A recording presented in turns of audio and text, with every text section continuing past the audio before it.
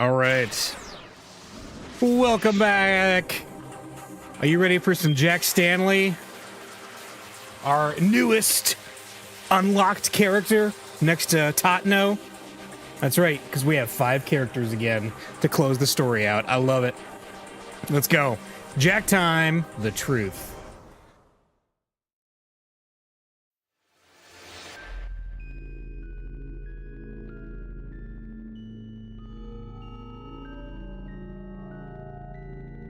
Kano's plan of action for the scramble was steadily coming together.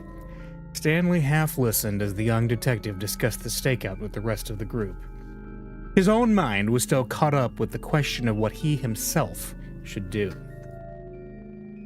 He couldn't shake the conviction that he needed to head to the lab, even assuming that Alphard really did turn up at the scramble, and assuming that he carried out another bioterror attack there. The worst that could happen would be a disaster in Shibuya.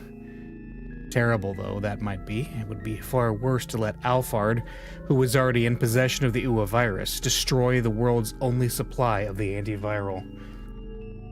If he succeeded at that scheme, his bioweapon would be unstoppable. He could hold the entire planet in the grip of fear. A terrorist arms dealer must never be allowed to obtain that kind of power. Stanley couldn't take that risk. Even if he was wrong in his suspicions, it only made sense to shore up the defense of the lab.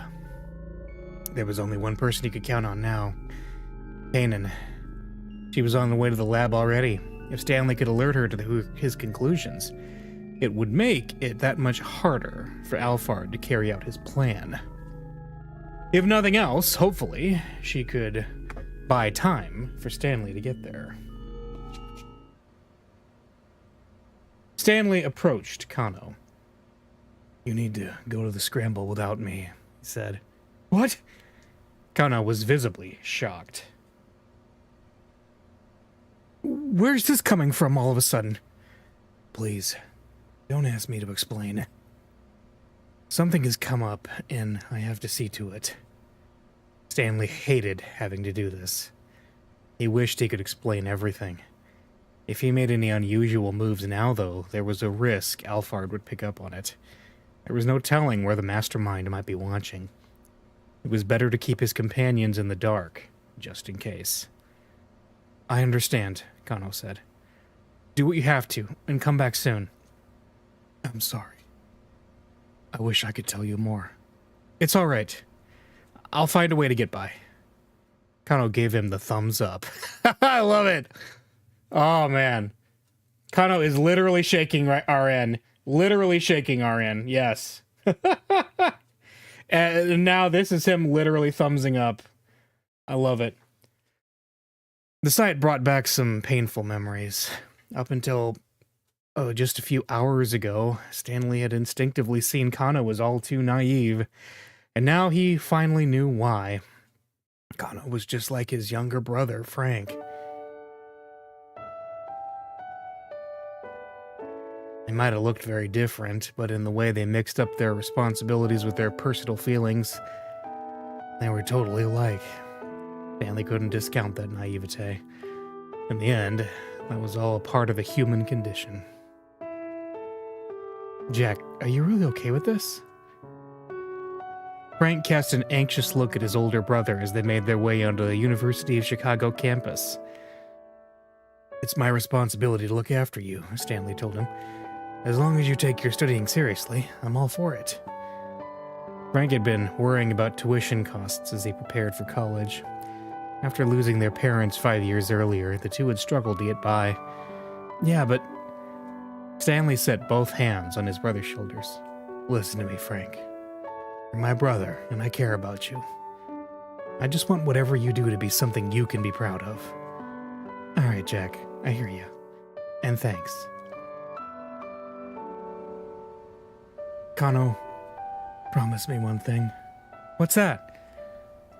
"Once this is all over, you'll go have a beer with me." "Sure. All right." And remember, that statement is what unlocked Stanley in this game to begin with. "That's a promise now. Remember." Kano flashed him a grateful smile. And in that smile, Stanley again saw a little something of Frank.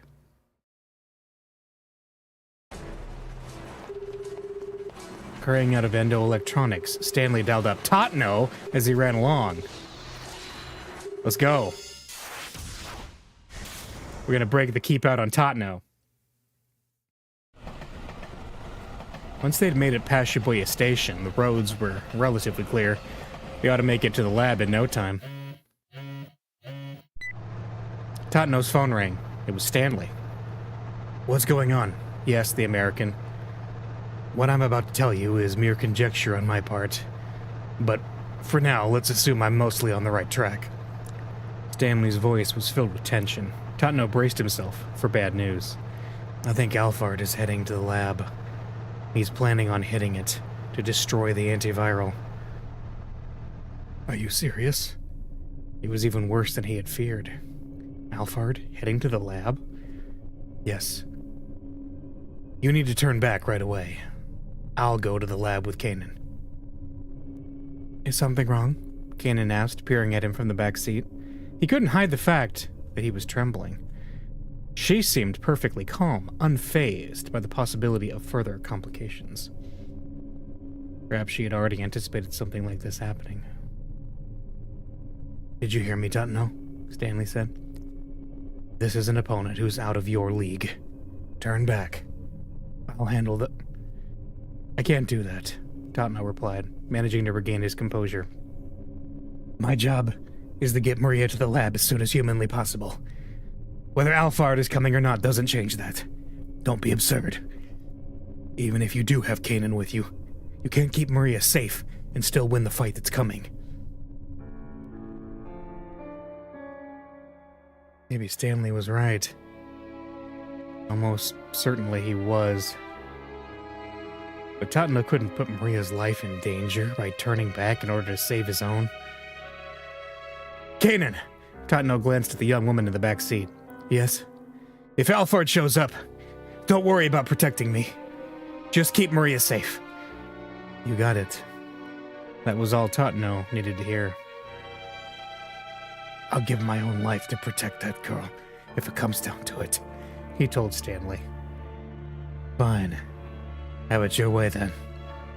But I'm heading to the lab too. Whatever you do, do not let your guard down. Understood. Totno hung up. That was Stanley? Kanan asked. She'd probably already surmised the situation. Even so, she showed no sign of concern.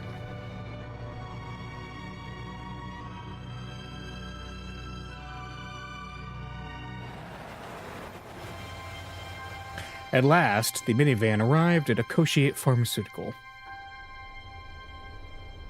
Totno pulled up at the front gate and got out of the vehicle. It's very sinister looking at night. Off to one side of the entrance was an intercom for contacting the security room. I'm assuming you've already heard the details from the director, Totno barked into the intercom. Open up! We haven't heard anything from Director Osawa, the security guard spat back. And moreover, the laboratory is currently on lockdown. I'm sorry, but not even Director Osawa is allowed inside. That's ridiculous! Totno scowled at the intercom in frustration. Then a car came racing towards him along the street. The sound of screeching brakes filled the air as the vehicle skidded to a halt, and then Kenji Osawa jumped out from the driver's seat. Maria! Osawa rushed over to Totno, then to Maria, where she lay in the minivan. He looked carefully at his daughter's face. Oh, thank goodness. She still hasn't gone symptomatic. Mr. Osawa, why aren't people being allowed into the laboratory? Osawa tilted his head. They're not. Totno explained what the guard had said. That's ridiculous. Osawa immediately called the security guard on the intercom. He got the same story. You've got to be kidding me! Osawa raged. I'm the lab director here! But the security guard wasn't hearing it. I'm sorry, sir. These orders come from Mr. Makino. No. So am I just supposed to sit out here and watch my daughter die? Totno racked his brain for other ideas. Maybe they'd have to climb the gate and break their way in. Then over the intercom, they heard the sound of a phone ringing in the security room. The security guard answered it without muting the intercom speaker. His voice was faintly audible. He sounded rather deferential. Who in the world could he be talking to? Before Tatano could muse further, the gate suddenly opened. Huh? Why? Tatano and Osawa looked at one another in surprise. I have a message for Director Osawa from Mr. Makino, the security guard said. From Makino? Osawa huddled over the intercom and had a brief sotto voce exchange with the guard. There's no tooltip for that? What was that all about? Tatano asked. It, would seem that my wife was able to pull some strings for us. Osawa smiled uncomfortably. Wow! Wait, I did something nice? Oh!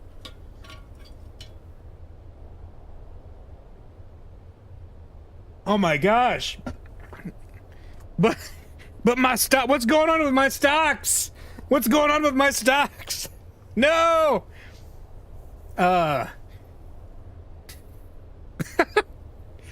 Tano didn't have time to wonder what that might mean. Won't someone please think of the shareholders? Won't someone think of line go up? Has that lock been opened for us as well? He asked. The smile disappeared from Osawa's face. No. She wasn't able to do anything about the final layer of security. I see. Well, let's regroup inside for now. Very well, Osawa said. By the way, who's going to be hacking the password? I am, Kanan replied. Ah, so you're Kanan. We should get you to the laboratory then. After checking to make sure there was nobody suspicious lurking nearby, Tatano headed into the laboratory with the others.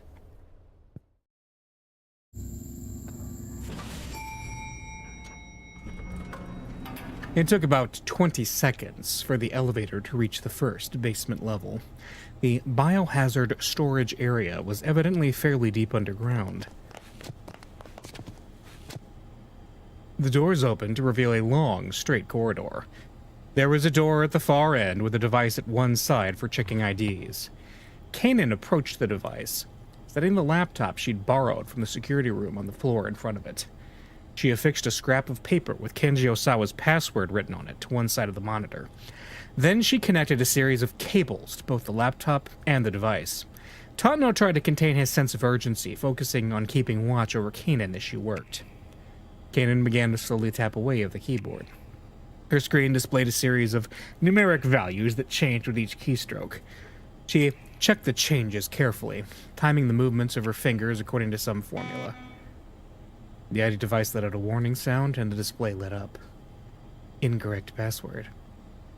The input had been rejected. Was this really going to work?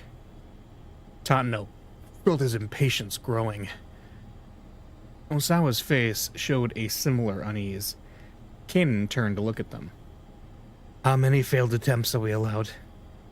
2, I believe, Osawa answered. After a third failed attempt, the storage area is locked down and can't be reopened without input from the full board of directors. Kanan had already resumed typing before he finished speaking. There's a very slight difference in power consumption from the device when it possesses a correct password compared to an incorrect one. There's a minuscule difference in the time it takes to run the process as well. If I can analyze those and compare them. Kanan's voice trailed off. She continued working.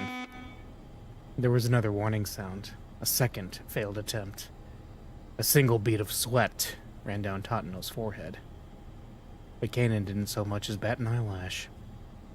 See, her face remained full of confidence. It won't be a problem, she assured them. This isn't my first time with this type of mechanism. Slowly, one at a time, Kanan pressed key after key while keeping her eyes fixed on the laptop screen. With each keystroke, a waveform at the top of the screen, looking almost like an echocardiogram readout, wobbled slightly. The laptop let out a tiny sound. A sequence of 10 characters appeared on the screen and Kanan read them off. Tatano jotted them down in his notebook, then stepped up to the scanner to enter the twin passwords for Osawa and Tanaka. They did it! The door opened. Kanan let out a sigh of relief. Osawa gathered up Maria and headed into the storage area. Tatano felt a surge of relief as he watched the two of them go. Kanan, meanwhile, was fastidiously putting away her equipment. What do you think? Tatano asked her. About what? She asked, her gaze as serious as ever. About Alphard. Why hasn't he shown up? If what Stanley had said was true, Alphard ought to be coming their way. It was both strange and unsettling that they'd been able to get inside without any interference. This isn't over yet, Tatano continued. Don't let your guard down until we know Alphard has been dealt with. Right. Kanan pulled out a pistol. You keep those two safe, she said. I'll go check things out front. She got back into the elevator and headed up.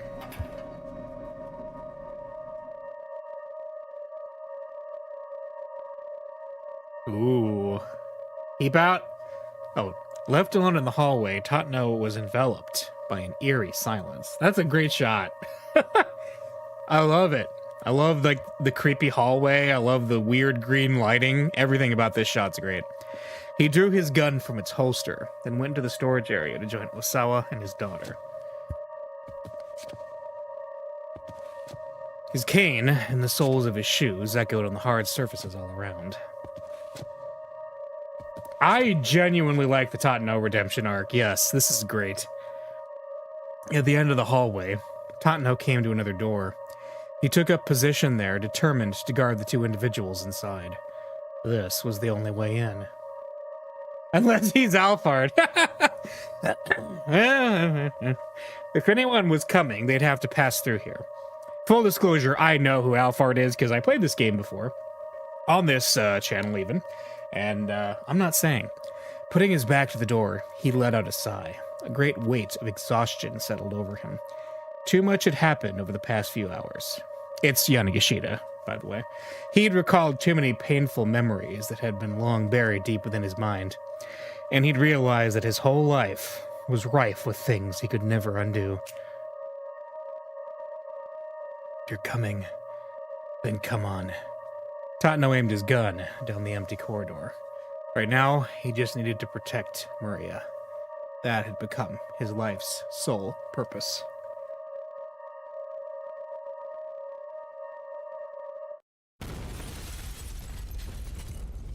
Suddenly, the door that was in front of him was blown off of its hinges with a tremendous explosion. The shockwave traveling down the corridor struck him an instant later.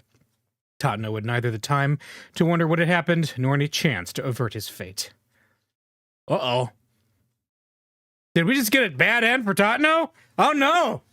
A bomb went off! An unforeseen situation? Wait.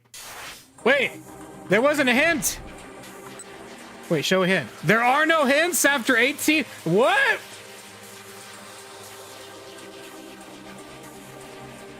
It seems he may not be out. There are no hints after 18. Oh no. Oh no. Stanley, let's go back.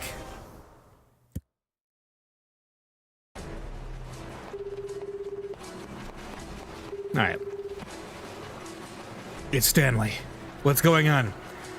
What I'm about to tell you is mere conjecture on my part. But for now, let's assume I'm mostly on the right track. He took a deep breath and steeled his nerves. I think Alphard is heading to the lab. He's planning on hitting it to destroy the antiviral. Are you serious? Tatano's voice was laced with apprehension. Yes. You need to turn back right away. I'll go to the lab with Kaden. The detective's only reply was silence. Did you hear me, Tatano? This is an opponent who's out of your league. Turn back. I'll handle the... I can't do that. Now, Tatano's tone was calm and steady. My job is to get Maria to the lab as soon as humanly possible. Whether Alphard is coming or not doesn't change that. Don't be absurd. Even if you do have Kanan with you, you can't keep Maria safe and still win the fight that's coming. I'll give my own life to protect that girl if it comes down to it. Stanley could tell that he'd never overcome this degree of stubbornness. Fine, have it your way then. But I'm heading to the lab too. Whatever you do, do not let your guard down. Understood. Totno would be no match for Alphard. If the terrorist spotted the detective, he'd probably kill him on the spot. Like, blow him up? Reassurance or encouragement would be meaningless. Instead, Stanley left Totno with one final warning.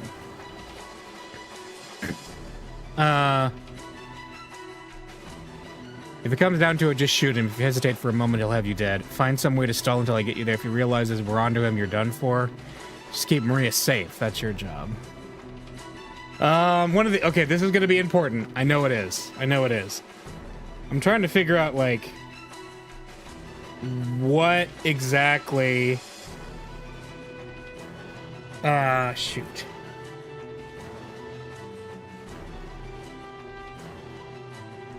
Okay.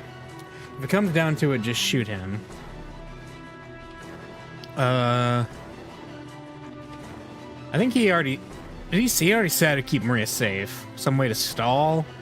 If it comes down to it, just shoot him. Let's try find some way to stall. Find some way to stall until I get there.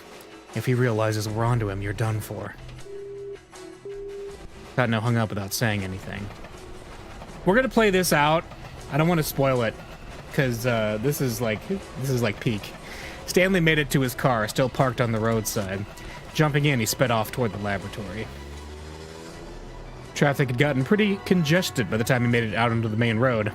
The chaos and panic from the area around Shibuya Station was starting to spread. His frustration steadily growing, Stanley fought his way along the congested streets. Just as his aggravation was beginning to boil over, he finally arrived at the Okoshi Pharmaceutical Laboratory. He could tell immediately that something was wrong. Oh boy! A plume of smoke was rising from one of the laboratory windows. It was thick and black, clearly the result of a fire of some sort. Stanley hopped out of the car, drawing his gun as he approached the door. He was about to make his way inside when a scent on the air stopped him in his tracks. The smoke carried the telltale odor of explosive residue. He hadn't made it on time. All his fears had come to pass. Maria, Osawa, Totno, Kanan, they were all surely dead. Okay, that was not the right thing to say. And no doubt the antiviral had all been either stolen or incinerated. In all likelihood, moreover, viral samples from the lab had been dispersed by the explosion. Stanley cursed. He'd already inhaled some of the smoke. This really was the worst-case scenario. They'd been utterly defeated. Stanley called up Gordon to request backup for a sweep of the laboratory. He knew that it was already too late to change anything. Even so, Stanley would go through all the motions before he admitted defeat. Bad end. What's this one? Complete failure. Ow! Ouch! Okay, well, that was not the right thing to do. So, let's give Totno a different warning. Maybe shoot on sight. He'll have you dead. Yeah, just shoot him. No funny pun or anything. No, this is serial now. Yeah, no funny pun. You're just done. That's it. If it comes down to it, just shoot him. If you hesitate for a moment, he'll have you dead. Totno hung up without saying anything. Did that change Totno's fate? No! Let's see. Stanley made it to his car, still parked on the roadside. Jumping in, he sped off toward the laboratory. I've gotten digested, the chaos and panic. Let's see if this changes anything. Stanley fought his way along the congested streets. Well over, he finally arrived at the Okoshi Pharmaceutical. Something was wrong. Okay, nope. So this is the same bad end. Yep, same bad end. Okay.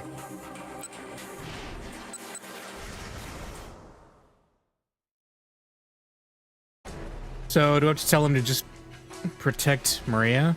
Just keep Maria safe? That's your job. Okay. Todd hung up without saying anything. Did that... It still didn't change anything. So... Kano needs to change something then? Kano needs to change something, I guess? I'm guessing.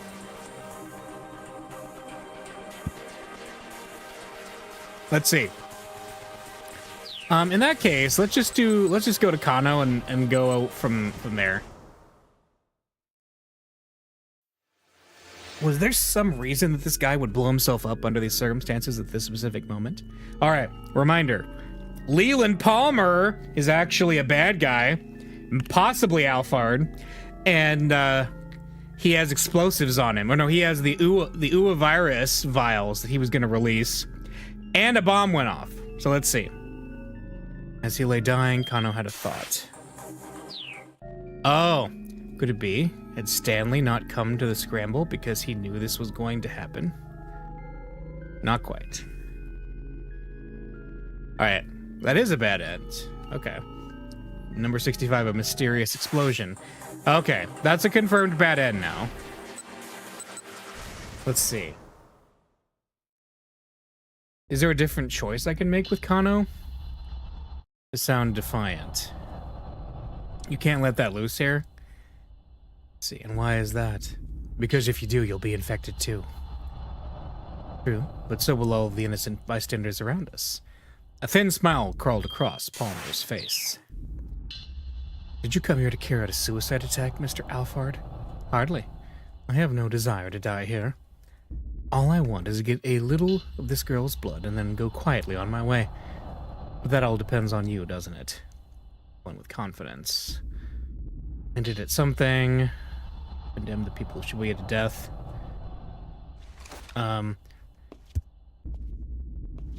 Let's see. Alright, so that's Achi. Oh wait, is Achi kept out? He's not kept out. Come from Achi. Alright, this is where they all come and then the bomb goes off. Yeah. Yeah, this is the explosion. Okay.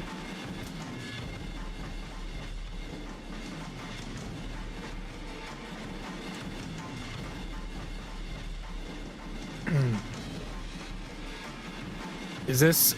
This is just the same bad end. Yeah, okay. There was a different jump. It was the brother. Stanley's suggestion. Yeah, we don't... We had to make that Stanley suggestion choice to unlock Stanley, so we're good there.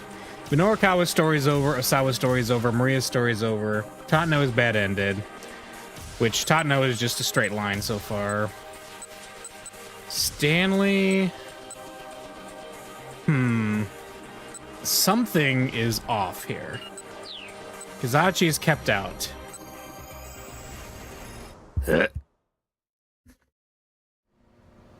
Let's see. What am I missing here?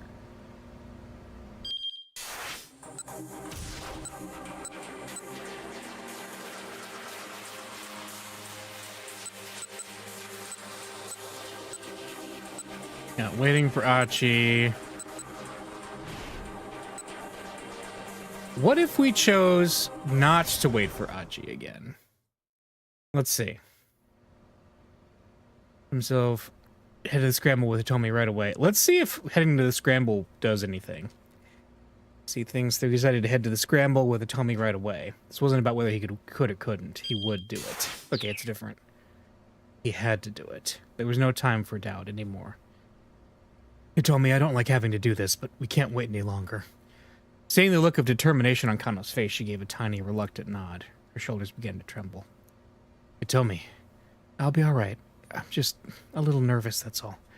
She had a right to be nervous. Alphard was after the antiviral that she had in her bloodstream. Once he had it, he told me it would become a liability that he'd want to dispose of. And right now, the only person who could keep her safe was Kano. He clenched his jaw tight and tried to look confident. Please, just try to relax. I'll protect you with my life if I have to.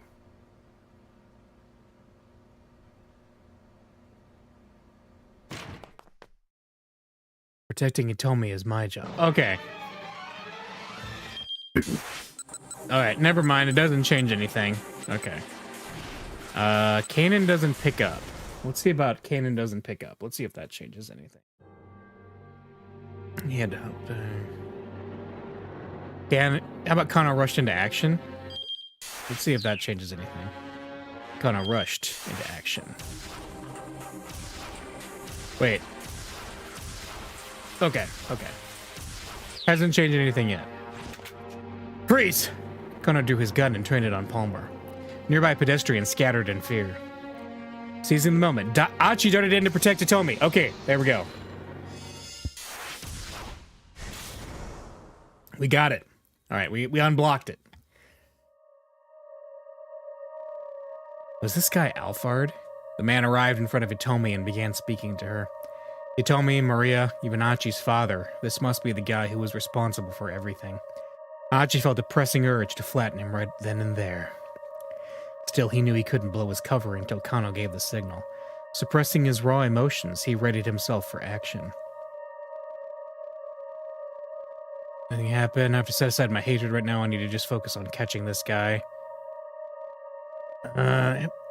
Protecting Hitomi has to come first. Let's do that. Protecting Hitomi has to come first. I can't let anything happen to her. Why hasn't it happened yet? Why hasn't Kano given the signal? Freeze! Suddenly, Kano rushed forward, his gun drawn.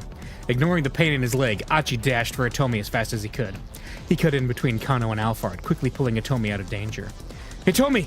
Kano shouted. Call Kanan again! Shielded by Achi now, she brought up her cell phone and dialed the number. But some time passed and there was no answer. Had there been some kind of trouble on Kanan's end?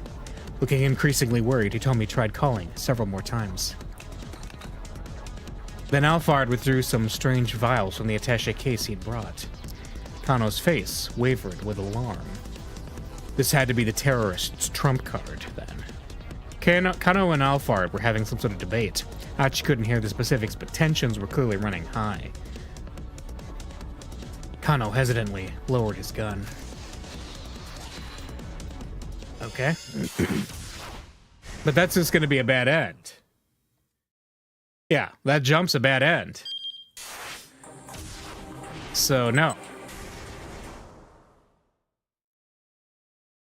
We're not going that way. We're not doing it. Alphard flashed a haughty, confident grin. Looks like it's time for our trump card. Susumu! Achi shouted at the top of his lungs. At his signal, the gang emerged from the crowd, moved unmasked to hem Alphard in. Surrounded. Now the terrorist was visibly at loss. You certainly don't look like police. You're right about that, Achi said. I mean, just take a look. I gathered up a bunch of people who love Shibuya more than their own lives in order to take your ass down. As he spoke, he made sure to keep Hitomi shielded behind him. The pain in his leg was getting worse and worse, but he tried his utmost not to let it show. There's no escape, he declared. You've lost. Lost? Me? Well, it sure doesn't look like you're gonna get away. Alphard grimaced at Achi's words. I see. Then it appears our negotiations are at a close. Why did he still seem so confident? Something definitely didn't feel right. This is just a bluff. He knows he can't get away. He really doesn't care if he survives. How about that one? He really doesn't care if he survives. Oh no. He was gonna unleash the virus, accepting that it would kill him too. Alphard met Achi's eyes, and seeing the haunted realization there, the terrorist flashed a wicked and triumphant grin. Enough of the high and mighty act! Susumu shouted. He began to stomp toward Alphard, but he didn't reach him in time.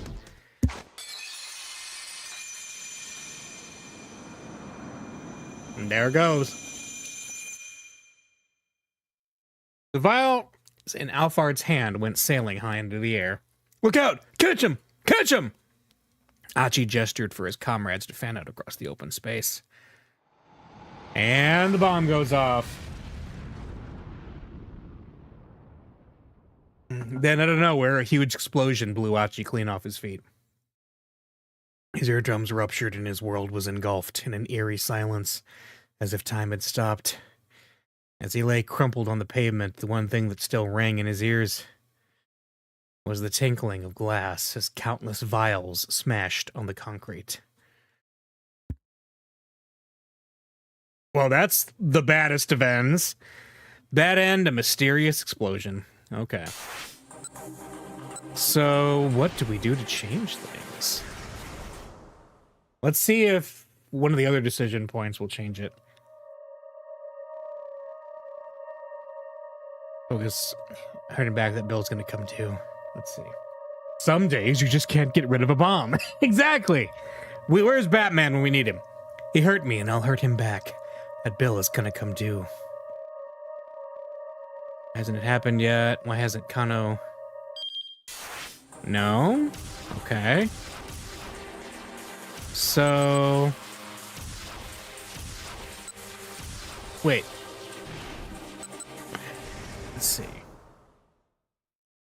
I'm guessing Stanley's choice doesn't change anything, right? That's your job. Let's see. We'll go through it here and see.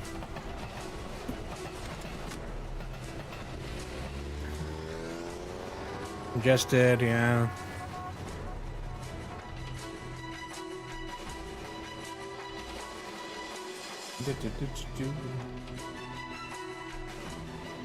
Let's see. Frustration. This probably isn't going to change anything. Yeah, this is the same. Got it. Got it. Nothing new, sadly. All right.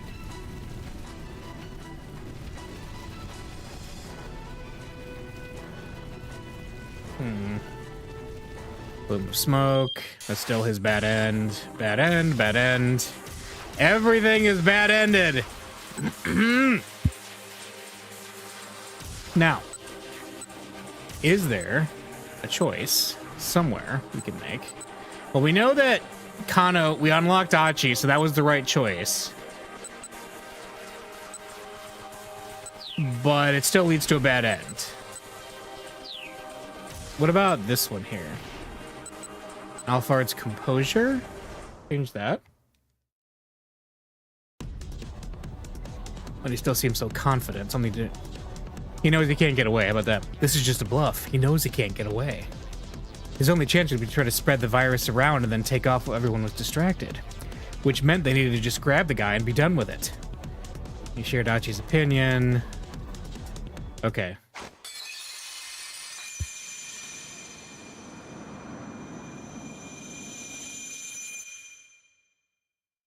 Okay. Look out. Catch him, catch him.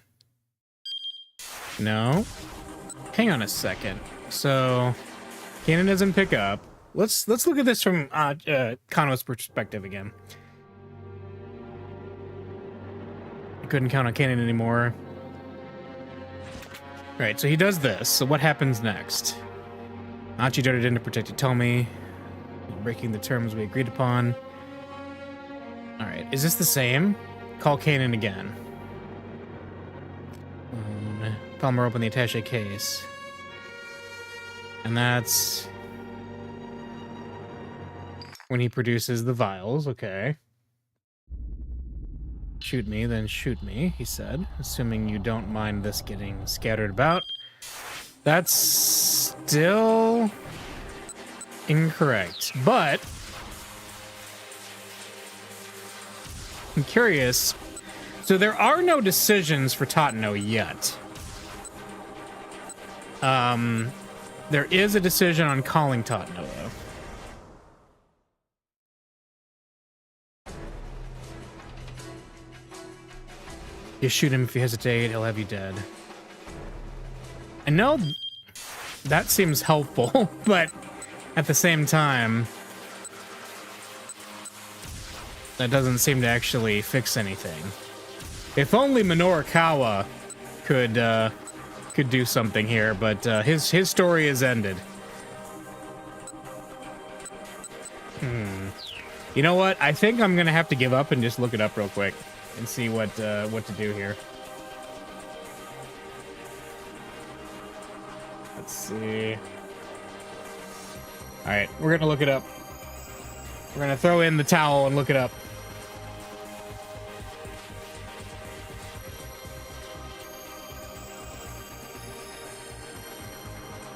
Let's see.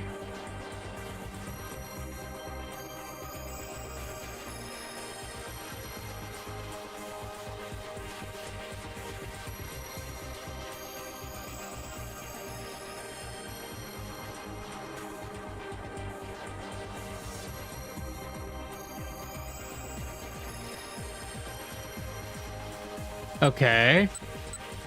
So we have to go back to... Maybe we have to go back to this, apparently? Let me see. He was gonna... Okay, we have to go back and say this, I guess. He was going to release her at some later time.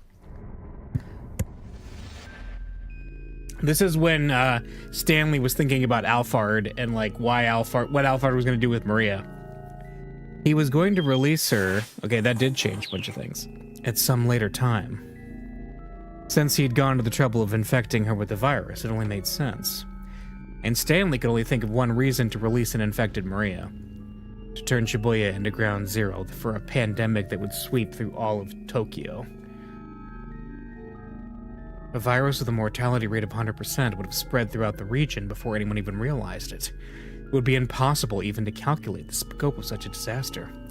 First, it would run the circuit around the Yamanote line, and then if any of the infected happened to head to the airports at either Haneda or Narita, the virus would spread throughout Japan and the rest of the world in a matter of hours. But that hadn't come to pass. They'd managed to secure Maria before she could develop symptoms and become infectious. Is that because we were better than Alphard? No, that can't be it. Alphard wasn't the sort to commit such indiscriminate acts of terror. The threat of the infection spreading, horrific as it was likely just cover to hide some other scheme, but then what was the ultimate goal? Stanley still didn't have enough clues to go on. Okay, we're still got this scene going, and Tadano's whole thing has changed, too. Stanley made his way behind the stack of cardboard boxes. He spotted something that had fallen on the floor. It was a cell phone. Next to it was a woman's handbag.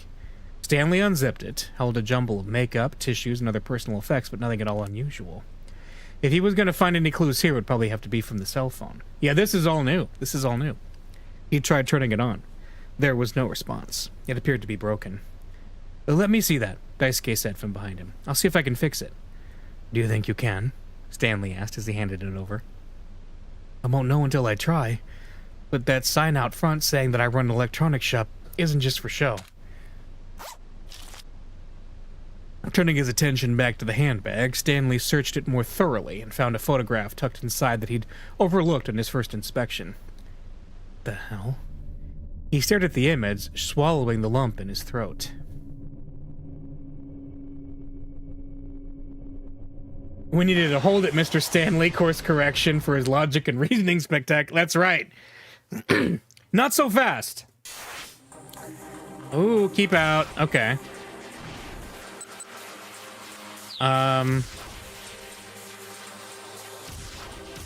So what?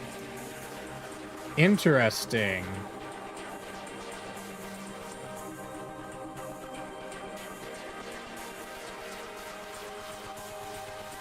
Well, what else did that change? That changed Tadano.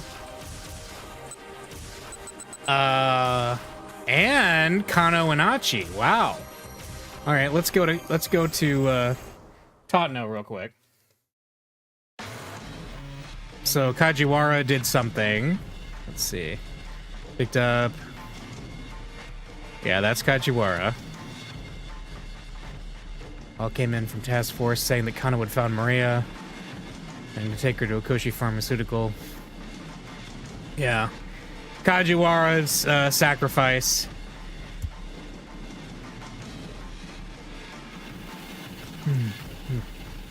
Help Maria.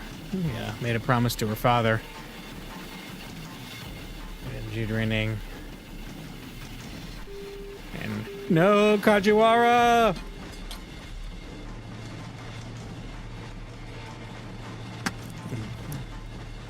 Do himself under his breath, and thank you. Alright. And this is going to lead to the keep out again. Okay. Oh my. so there's some different story stuff here. Let's see. All right.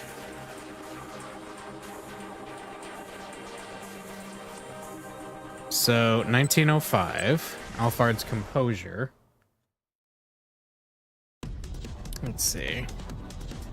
Confident. This is just a bluff. Let's see if it, like, did that stop a bomb from going off? Let's see. Didn't reach him in time, so he throws that. And does a bomb go off?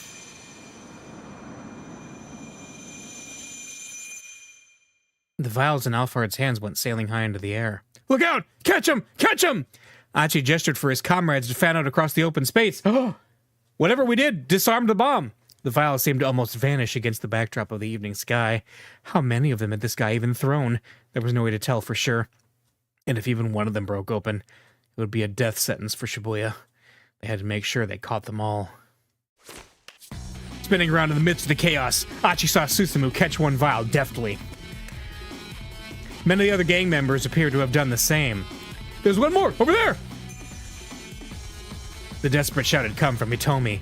She'd spotted a vial sailing in a high arc away from all the SOS members. Damn it! Achi launched into motion, ignoring the searing pain in his leg, but the falling vial was so far away. They were done for. He was sure of it. A pair of hands shot out and safely grabbed the falling vial. It was Kano. The tension drained from Achi's body. We did it. We didn't break a single one. Damn it. Kano cursed under his breath as he stared out into the throng. Alphard had disappeared. They hadn't been able to capture him after all, which meant they'd lost their last chance to get the password for the lab. They hadn't just lost. They'd failed utterly. But we did everything we could have, right? We didn't make any wrong calls. We'll just have to leave everything to Kanan. Have to trust that she'll be able to save Maria. Achi stared up into the night sky, trying to reassure himself.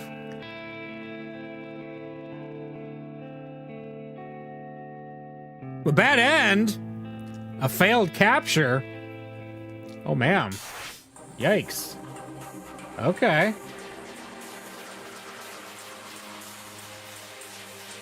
How about Kano's perspective? Too smooth, shouted come from Achi. Okay. This is gonna be a tough one, I guess. Let's see. Alright, completely surrounded. Give up and tell us the password now. Yeah, got it. But they don't.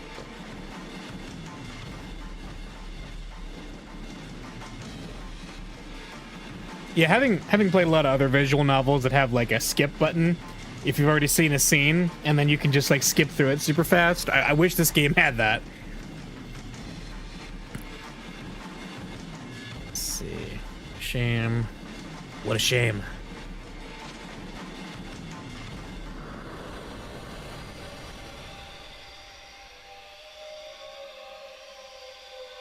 Watched.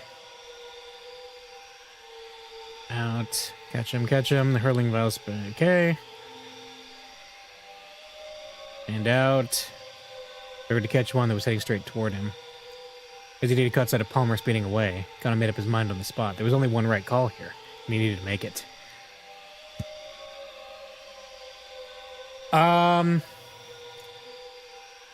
Let's see. Wait. Achi can catch that. We need to chase Palmer. He had to chase after Palmer.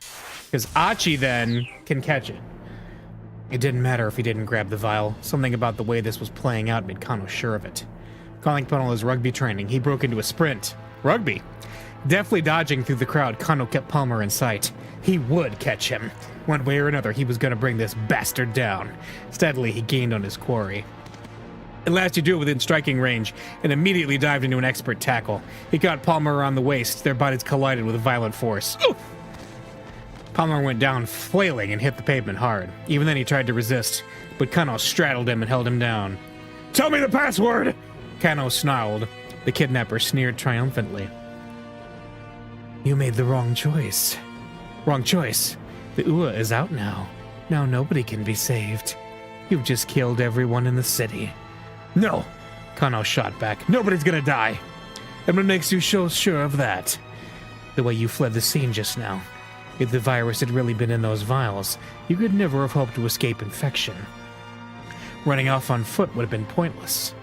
Palmer said nothing, which means there was no virus in those vials.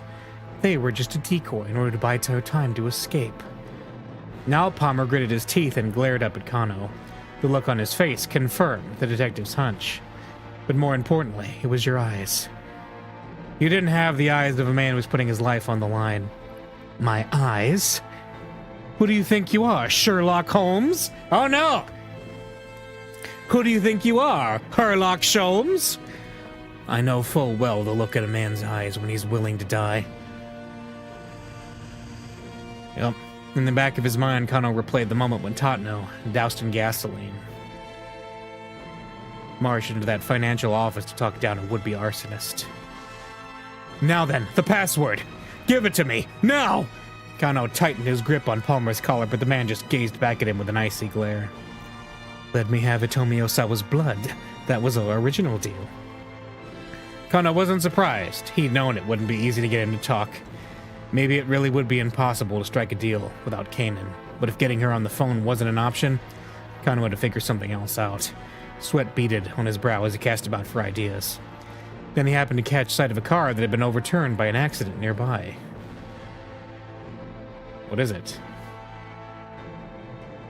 Ayakamiki again! Gasoline had spilled from the vehicle, creating a broad, dark puddle on the pavement. Kano took out his handcuffs, then cuffed Palmer's arm to his own. "Come with me." Jerking his captive back to his feet, Kano led him over to the car. Then without hesitation, he sat down in the pool of gasoline. Yanking on the handcuffs, he pulled Palmer down beside him. Kano pulled a lighter from his pocket. "What? This is metal. This is so metal." Palmer shouted. He snorted. "And just what's this supposed to be, hmm? Tell me the password. Or else what, you'll light the gas? You'll be burned to a crisp yourself." "Yeah, probably." Kano heard the casual desperation in his own voice. "What the hell are you thinking?" The smile vanished from Palmer's face. Kano scowled him down. "I just want to know the password." Yeah, the other ones are very, like, Punisher sounding. "I'm getting revenge for my friend. I just want to know the password. If that's really what you're after, then you can't kill me." Palmer and Kano locked eyes, both refusing to back down. The scent of gasoline fumes filled the air around them. Kano knew the slightest spark could set off a massive fireball. Ah! Calmly, he flicked the lighter on. There you go. There's my 3D. You hear that? There's my lighter flicking on too. Okay. "You can't be serious." Palmer's eye is fixed on the tiny flicker of flame. "The password. You value your life so little. The password!" In his mind, Kano could see the pages of the Dick Diary clear as day. "Dick Dictum number 1. Never lose sight of what you're supposed to protect. Ever."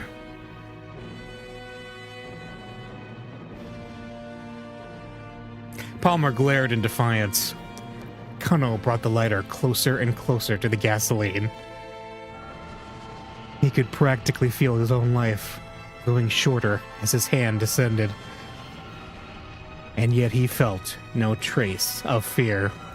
His body was numb, his senses strangely distant.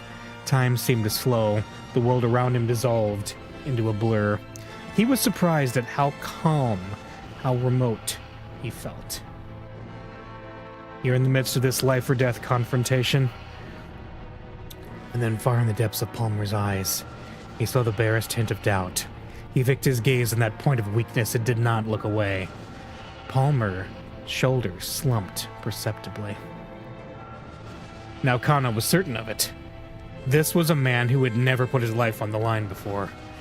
Shizuo's words sounded in the back of his mind. You need a cool mind, but a fiery spirit. A detective without both of those is worth nothing. Let me go. Promise to let me go and I'll tell you. Is that your answer? I don't think you quite understand the situation here. Kano brought the flame still closer to the gasoline. Palmer's eyes went wide. No longer was he able to hide his trembling uncertainty. All right, I'll tell you. Just put that thing out. The password first. His voice a strangled snarl. Palmer gave him the password. Kano extinguished the lighter.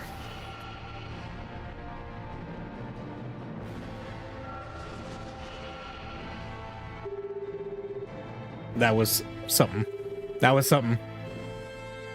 Pulling out his cell phone, Kano dialed up Osawa, and as he did, he recalled his last exchange with Stanley at the electronics shop. Looks like we'll be able to have that beer together after all. But Osawa didn't answer. Kano guessed immediately that something was amiss. Detective? Achi's voice was full of worry. I've got Stanley on the line. He says that Detective Tatano... No, it's a bomb! Again! What?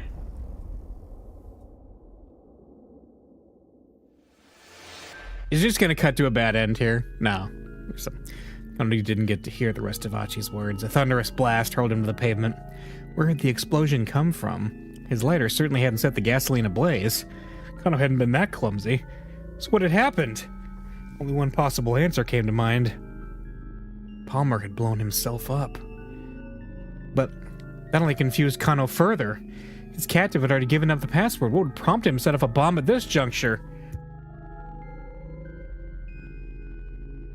As he was losing consciousness, Kano continued to rack his brain, but he found no answers.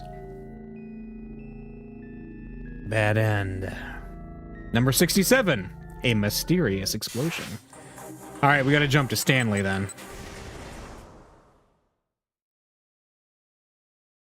Jump to Stanley.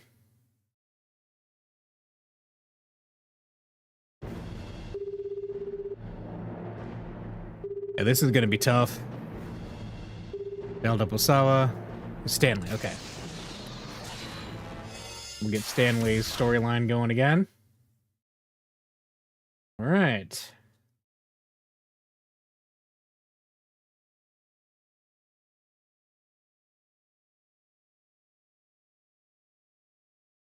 So let's see, we got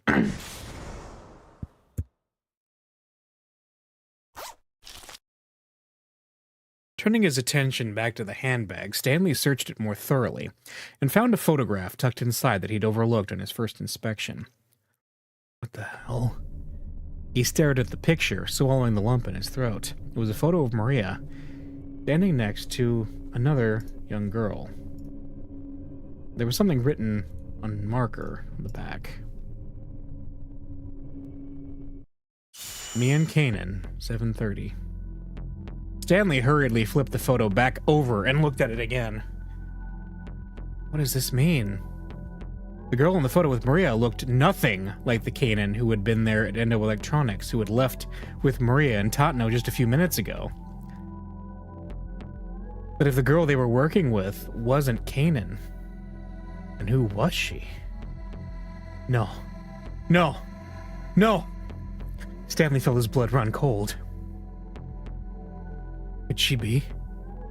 Was she Alphard? The more he thought about it, the more it all added up. Assuming Alphard were masquerading as Kanan, the whole sequence of events suddenly began to make sense. She was strikingly audacious and fiendishly clever, but she hadn't outmaneuvered them just yet. As luck would have it, they still had a chance to stop her, and at long last, Stanley could see the outline of Alphard's plan. Her goal was to get the antiviral. But extracting the DDS from Hitomi's blood wasn't enough. Akoshi Pharmaceuticals still had the drug at their laboratory. The antiviral's value came specifically from having a monopoly on it, which meant that in addition to obtaining the drug herself, Alphard also needed to destroy Akoshi research facilities. That was the crux of her plan. The problem was finding a way to infiltrate those facilities. In all likelihood, Alphard's scheme went something like this. Have Maria Osawa kidnapped, then infected with the Uwa virus. After that, eliminate Tanaka. Once Osawa learned that Maria had been infected with the virus, he was certain to use the antiviral on her. But he'd need his partner Tanaka in order to access the storage facility. And Tanaka was dead. That was why Alphard had been masquerading as Kanan. Kanan was Maria's friend and an expert at hacking passwords. If she could secure Osawa's trust, he would let her into the research facility in order to carry out the hack. That's why Alphard, in the guise of Kanan, had saved Hitomi's life repeatedly. Getting Hitomi to trust her would likewise earn the trust of her father. There were still some finer details that remained a mystery. For instance, how was Alphard going to destroy the lab? Still, Stanley could look into that once he had her in custody. He needed to move quickly and stop her from ever getting into the Akoshi facility. I fixed it. Daisuke approached Stanley and held out Maria's cell phone. Well, as best as I could at any rate. It looks like it'll get a signal, but whatever data was on it is all gone. I see. Stanley took the phone and put it in his pocket. He'd hoped he might be able to learn something useful from it, but luck evidently wasn't on his side. He was just going to have to go up against Alphard with what he already had. Now that he'd guessed what was really going on, Stanley went to talk to Kano. You need to go to the scramble without me, he said. What? Kano was visibly shocked. Where's this coming from all of a sudden? Please don't ask me to explain. Something else has come up and I have to see to it. Okay, this is the same as before, yeah. And there was a risk. Companions in the dark, yeah. Tell you more. So, yes, there you have it. The Kanan that has been with us all game is not Kanan, it is Alphard, and the actual Kanan is a blonde. Just looking up the cover photo of the sequel to this, the quasi-sequel to this, the anime Kanan, spoils that massively. Yeah. We've already seen all this. Is this, actually different? Oh, okay, it might be different. Yeah. The human experience. Wow, we got to go through all of this again. Okay. University of Chicago. Oh, that's new. A private university in Chicago, Illinois, lauded as one of the foremost research institutions in the U.S. More than 90 alumni have been awarded the Nobel Prize. The school has made a number of major contributions to the world beyond simple academics, including the construction of the world's first artificial nuclear reactor, Chicago Pile 1, and the Chicago School of Economics, a school of economic thought that stresses monetarism. That's new. That's nice and new. Stanley both in hand, listen to me.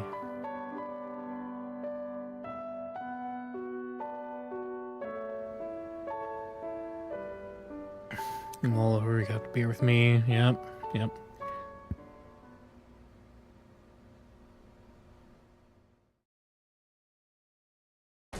Alright.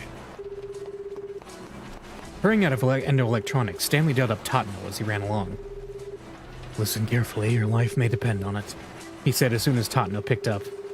He knew that the detective wouldn't be able to respond openly since Alphard was right there with him. Kanan was really the only reasonable choice. She's the only person who hasn't had their backstory explained and been through character development. Yes. Yep, exactly. On the spur of the moment, Stanley devised a simple code for how he should answer yes or no. He told Totno to respond with "that's right" to mean yes, and "will do" to mean no. There was no time for anything more complex. Right now, Stanley just needed to stop Alphard from getting into the lab. He quickly explained his suspicions about Kanan. Totno sounded distinctly unnerved. At any rate, Stanley said, you need to find a way to turn back without her realizing what's going on.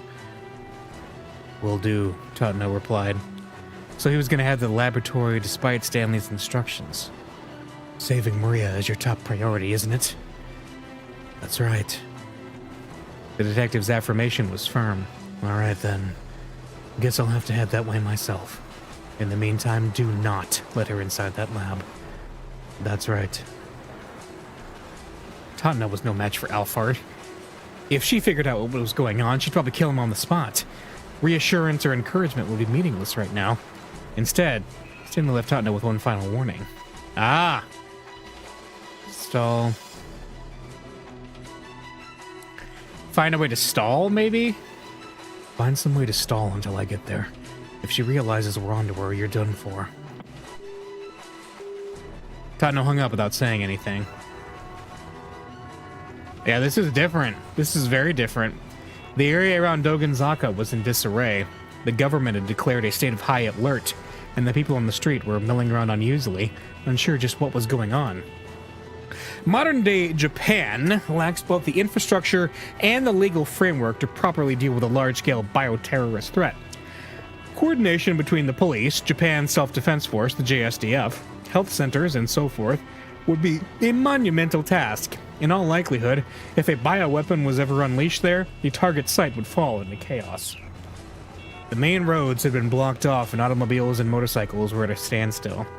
Some vehicles had overturned on the curb in an apparent attempt to circumvent the blockade. Any moment now, Kano's team would be putting their plan into action at the scramble. Stanley wasn't sure who they might have gotten to help, but Kano was certain to put them to good use. Please, stay safe. Don't you dare dally on me.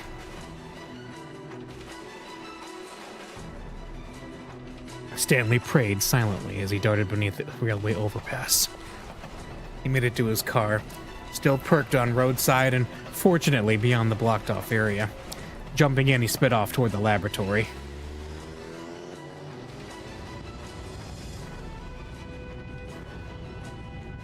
As he drove along, Stanley again tried to deduce Alphard's plan of action. If Alphard herself was on the way to the lab now, then what was the objective of the fake who'd been sent to the scramble? A call came in from Totno. Stanley here. He picked up quickly, but as he did, he wondered. Why was Totno calling him? Alphard was right there. There was no way the detective should be risking a phone call. What's going on? Totno said nothing. Stanley repeated the question. Still, Totno did not reply. Stanley's apprehension spread like a droplet of ink in water. Hey! Has something happened? Hey! Answer me! The call cut out. Stanley hurriedly dialed Totno's number, but he couldn't get through. Something had gone badly wrong. He was sure of it. Had he been too arrogant in thinking that he might be a match for Alphard? His worries turned to the team at the scramble. What if they had walked into a trap? Figuring that it would be too dangerous to call Kano in the midst of the negotiations, Stanley instead dialed up Achi. Okay. Mr. Stanley? What's going on? To Stanley's relief, it sounded like things down at the scramble had gone well enough, so he asked Achi to put him on the phone with Kano. Yeah, give me a sec, the young man said. Detective! Stanley could hear Achi shouting on the other end. I've got Stanley on the line. He said that Detective Totno... There was a sudden tremendous boom, and then the call cut out. Stanley's jaw dropped. He felt his mind emptied out by despair. He opened his mouth, but he couldn't even bring himself to scream. All he could do was curse inwardly again and again. Stanley slammed his fist into the steering wheel as hard as he could. He did it again and again, and again and again and again. He didn't stop even when his fists were marred with blood.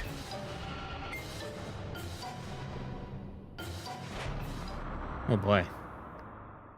Bad end. Call cut short. Ouch.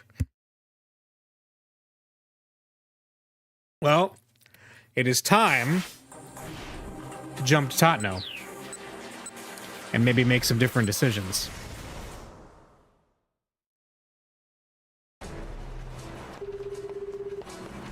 Stanley done up Totno.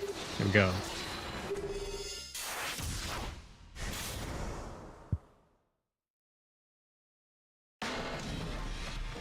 Once they had made it past Shibuya Station, the roads are relatively clear and make it to the lab. Okay, this is where the phone call comes in. The phone rang again. It was Stanley. But yeah, if you remember too, at the like shortly after Kano met Stanley, and they went to the Black Lodge, and then they got killed. It was Alphard here who killed them. Because it was very clearly a woman who was killing them all to tie up loose ends. What's going on? He asked the American. Listen carefully. Your life may depend on it. I'm going to ask you some questions. If the answer is yes, say that's right. If it's no, reply with will do. For a moment, Tottenham was bewildered. From the urgency in Stanley's voice, however, he realized that there was some kind of emergency. That's right, he said after a moment's thought. That'll let Stanley know that he understood the code. Is Kanan with you right now? That's right. That Kanan is an imposter. Tottenham gripped his phone more tightly, hoping it would stop the trembling in his hand. It's her, Stanley said. She's Alphard. The detective had to stifle a gasp of alarm. I don't have time to fill you in on the details, but I've got some pretty incontrovertible evidence. You need to turn back now. Totno struggled to come to terms with what he'd just heard. He glanced at Kanan through the rearview mirror. She was holding Maria tightly in her arms. Was this really all an act on her part? And if so, why? There was only one possible reason. If Kanan really was Alphard, then she had only one goal. She was pretending to help Maria in order to get into the lab, where she would be able to steal the antiviral. But wait, hold on. Kanan was Maria's friend, wasn't she? Hitomi had said as much herself. Kanan is my sister's friend. Maria certainly knew what her own friend looked like, and since it was obvious that Maria might be present, it didn't make sense for a clever imposter to pretend to be Kanan, or did it? When Kanan showed up on the roof of South Hill making her surprise attack on Totno, Maria had taken off down the staircase without ever looking back. And when she turned up at the Endo Electronics workroom, Maria had already collapsed and fallen unconscious. Totno felt a chill spreading through his body. As far as he knew, Maria had never actually seen the girl who was now sitting in the back seat. But then what about Hitomi? Shouldn't she have known what Kanan looked like? Totno tried to remember just what Hitomi had said. Kanan is my sister's friend. I just met her for the first time today. If they'd never met each other before today, then maybe Hitomi didn't know what the real Kanan looked like. That was the only explanation that made sense.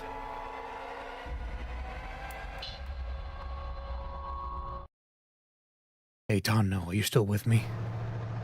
Stanley sounded like he was on the verge of panic. At any rate, you need to find a way to turn back without her realizing what's going on. Even if Kanan really was Alphard, Totno had to keep heading toward that lab. He went over the coded responses in his head. Yes was that's right, no was will do. Will do, he said. Saving Maria is your top priority, isn't it? That's right, Totno affirmed. Alright then. Guess I'll have to head that way myself. In the meantime, do not let her inside that lab. That's right. Totno hung up. Who was that? Kanan asked. Totno felt his heart skip a beat. That was Kuze, that cop from earlier. He tried to keep his voice as level as possible. He was worried about us and wanted to check up. Okay. Kanan muttered, sounding disinterested. Totno could only hope she hadn't guessed the truth. It felt like the specter of death himself was breathing down his neck. Suspicious. And tense. At last, the minivan arrived at Akoshi Pharmaceutical. Anna pulled up at the front gate and got out of the vehicle. Off to one side of the entrance was an intercom for contacting the security room. Is this all the same, pretty much? Let's see. It's not directly all the same, though. The laboratory is currently on lockdown. Okay, that's ridiculous. Okay, this is where Osawa shows up. Yep, just jumps up in the driver's seat. Yep. Hasn't gone symptomatic. Yeah, so this is all the same. Director. So this is when I calls and saves the day, as weird as that statement is.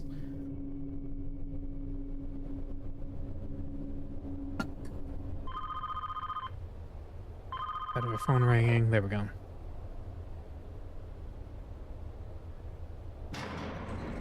And the gate suddenly opened, yeah.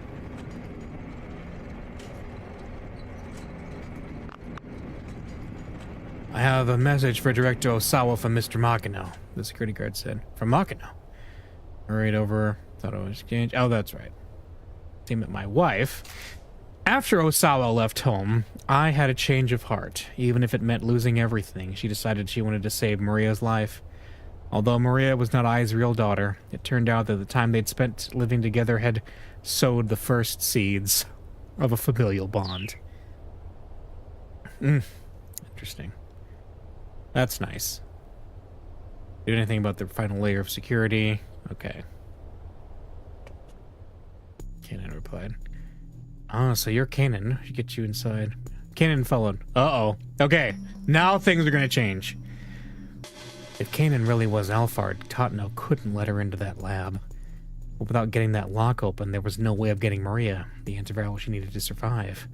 What was the right call? Should he still pretend to be in the dark and let Kanan try to hack the password? So...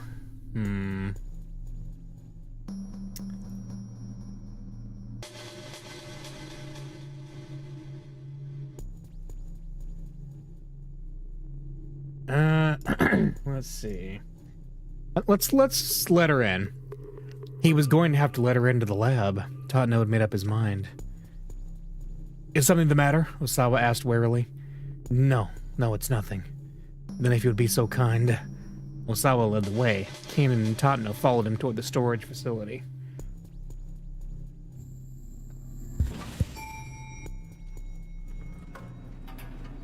It took about 20 seconds for the elevator to reach the first basement level. The biohazard storage area was evidently fairly deep underground. Okay, just checking to see. Same scene. The doors opened to reveal a long, straight corridor. There was a door at the far end with a device at one side for checking IDs. Kanan approached the device, setting the laptop she'd borrowed from the security room onto the floor. She affixed a scrap of paper with Kenji Osawa's password written on it to one side of the monitor. Then she connected a series of cables to both the laptop and the device.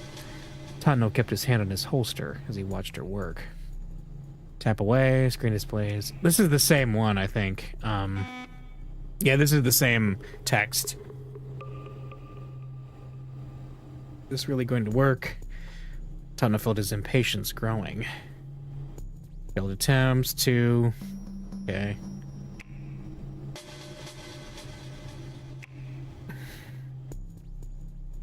Got it, right. She continued working. There was another warning sound, a second failed attempt. Didn't so much as bat an eyelash. I see. Her face remained full of confidence.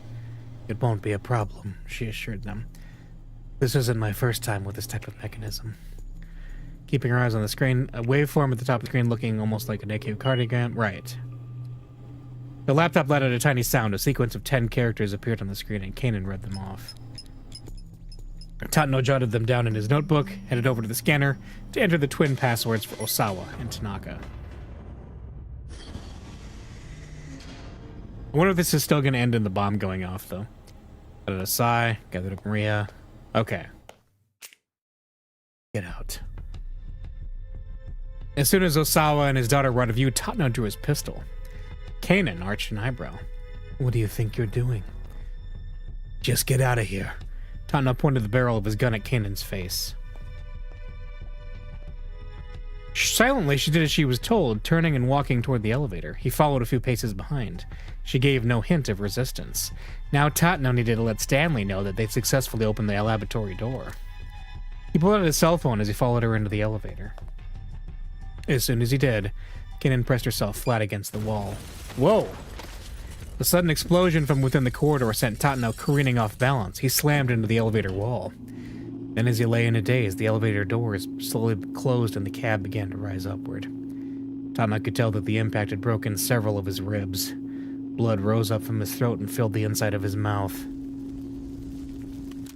He felt his grip on consciousness fading, but he managed to flip open his cell phone. Stanley, please pick up. He jabbed his thumb hard on the call button.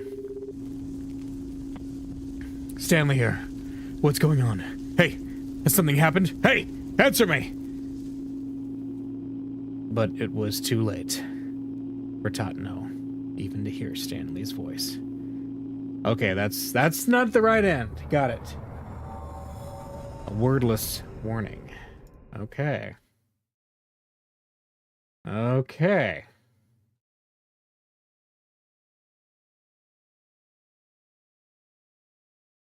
Let's try that again. Maybe we wait? Let's see, what was the right call? Should he still pretend to be in the dark and let Kanan try to hack the password? They couldn't go anywhere until Stanley got there. They couldn't go anywhere until Stanley got there. Tatana knew exactly what he needed to do. What's the matter? Osawa turned and cast a look of confusion back at Tatano and Kanan, both of whom had stopped in their tracks. We'll wait out here, Tatano said. But, I mean, isn't Kanan going to hack the password? There's been a slight change of plans. Go ahead and wait for us at the lab, Director. All right. But we don't have much time before Maria develops symptoms. I'll be inside. Please don't keep me waiting too long. With Maria in his arms and a worried look on his face, Osawa hurried to the gate and disappeared from view.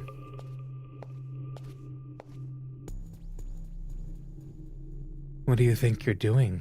Kanan asked, stiffening as Tatano nudged the barrel of his gun against her spine. You're Alphard, aren't you? I have no idea what you're talking about. It's no use trying to play dumb. Stanley found proof. Before he finished speaking, Kanan seemed to disappear from view. She cartwheeled away at blinding speed, too quick for Tatano to keep a bead on her. By the time she'd righted herself, she'd already drawn a gun of her own. Abruptly, he found himself facing her in a stare-down, weapons aimed at one another. Then Kanan's phone rang, and she reached to answer it. Don't move! Tatano roared. Did you forget the plan? That might be Hitomi calling. I don't care. Don't you move! If Kanan really was Alphard, the whole plan might be a sham. Tatano kept the barrel of his gun squarely on its mark. Kanan let out a little sigh. Have you considered that Stanley might be lying to you? Yes, it's possible, but I need to make sure we avoid a worst-case scenario. If you don't let me into the lab, who's going to hack the password? We've got your little decoy. My friends will get the fake Alphard to cough up the password. Once her phone had stopped ringing, Kanan sighed again. And what about Stanley, then? Is he on his way here? Who knows, Tatano said. At that, Kanan lowered her gun. She seemed disturbingly full of confidence. Kanan flipped open her cell phone. Who do you think you're calling?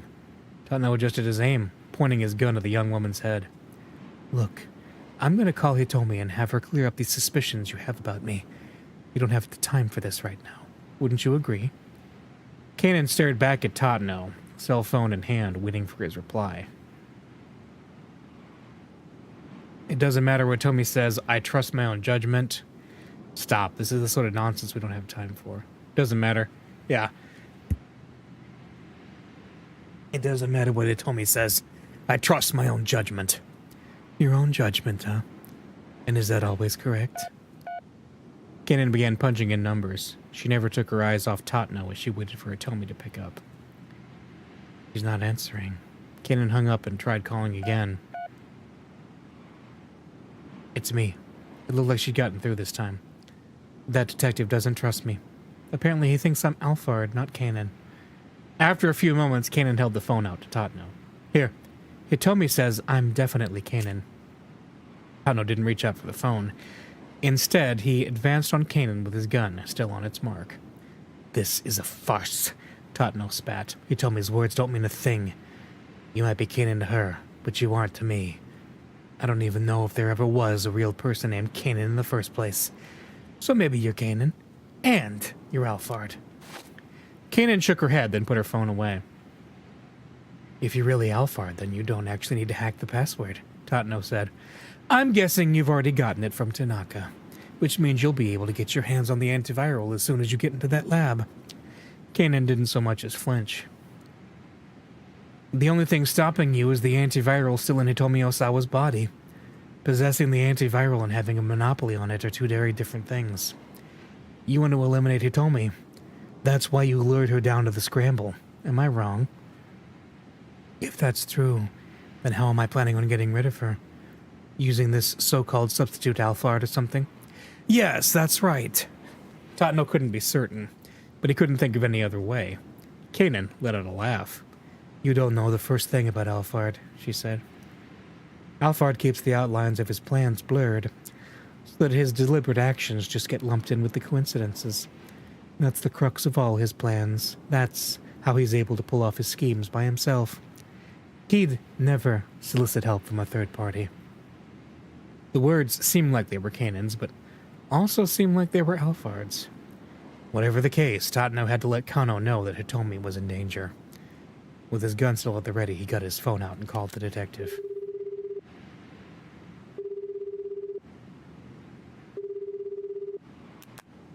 But the phone rang several times and nobody answered. Eventually, he had no choice but to hang up. They must have been on the middle of a confrontation on the other end. For now, Tatno could only pray that Kano and the others would be able to handle whatever threat they were up against. I am not letting you in there. At that, Kanan let out a faint chuckle. In that case, I'm going to have to eliminate you. Even without her gun raised, she still radiated intimidation. Tatno might have had her at gunpoint, but he could feel the threat of her presence like a gathering storm. Eliminate me, he said, doing his best to mask any sign of weakness. You're the one who doesn't have your gun ready. I don't need my gun, Kanan said simply. And why's that? Because you can't shoot me. What's that supposed to mean? Kanan glared sharply at Tatno. Her look pierced him like a blade. Then she quirked an unsettling smile and took a step closer to him. Don't move, he warned. Tatno said, Try anything funny, I'll make sure you regret it. Yeah. Try anything funny and I'll make sure you regret it. He kept his gun trained on the center of her chest. You can't shoot me. Kanan took another step closer. You're still traumatized from that time you let your friend's wife die. How did she know that? How do you know about that? Tatno was shaking now, his aim wavering. I heard you talking with the younger detective up on that rooftop. That was right, she had been there. Let's test my theory out. Kanan pointed her index finger at her own heart. If you think I'm out for it, then shoot me, right here. Huh? The corner of her mouth twisted up. Can't do it, can you? Tatno's gun hand shook all the more. You're afraid to pull the trigger. It was as if her words were a spell that she was casting over him. You could hardly even stand the thought of pointing your gun at someone. Katone's final moments flashed through Tatno's mind.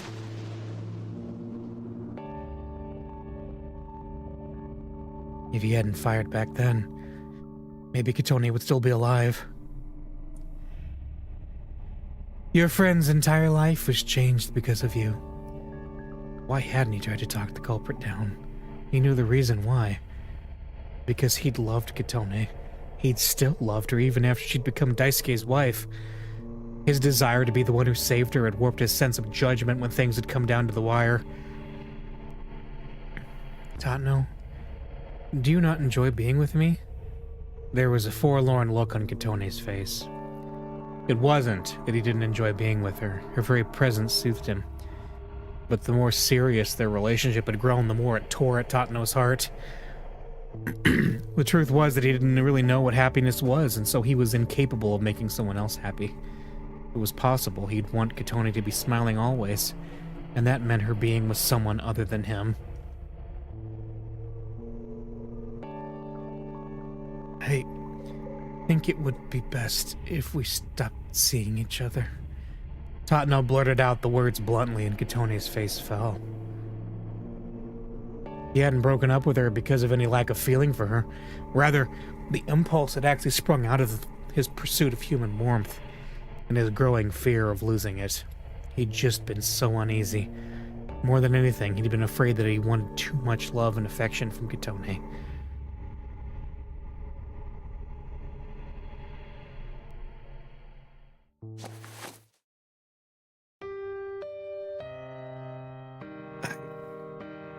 Bit by bit, Tatno lowered his gun, his hand ever more unsteady. His heart was on the cusp of breaking. And still Kanan continued with her diabolic whispering. You can go ahead and kill me. But if it turns out I'm not Alphard, what then? Now she stared at Tatno with an almost pitiable look. You'll have once more done something that you can never undo. Something I can never undo. Tatno repeated the words dully, feeling himself forced into a trance. That's right. Could you ever accept that? No, I couldn't. Couldn't make the same mistake. His whole body felt like it might fall apart. He wanted to drop to the ground and curl up in a ball like a child. And that's why you can't shoot anyone. I can't shoot anyone. As Tatno muttered the words, Kano's face appeared in the back of his mind. I can! Tears fell from Kano's eyes as he looked down the barrel of his gun at Tatno.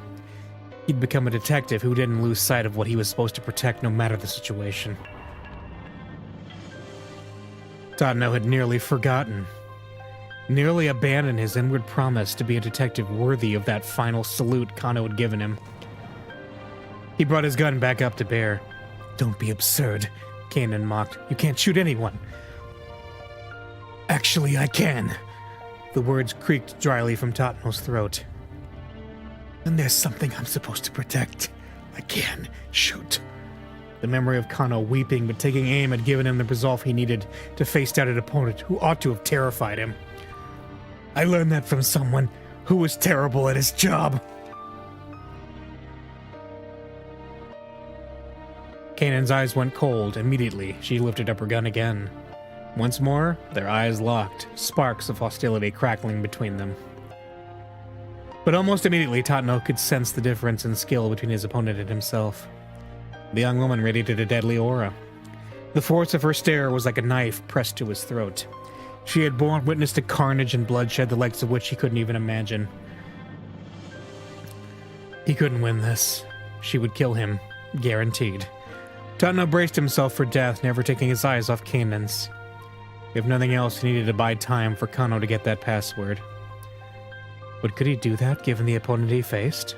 Yes. Somehow he would do it, as a detective. As a man. Even if he had to give his own life to succeed.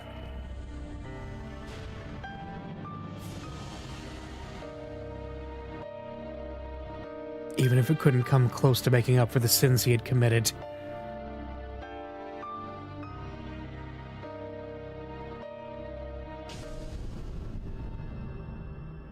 And that's the end of Tatno's storyline? Ah!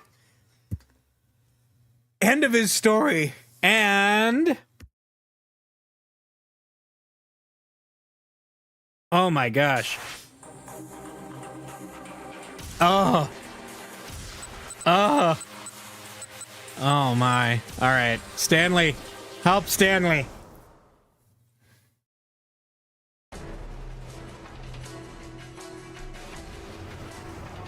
Alright. Every round was in disarray. Yeah. Okay, kind of seem to be putting their plan in action. Alright. Don't you dare die on me. Alright. So, now it's different because the bomb didn't go off. Peep out. Oh! I think there's a jump from... Tatno's story, right? Stanley. Yeah, there we go.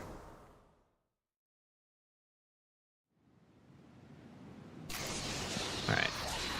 Back to Stanley. Yeah, more Stanley.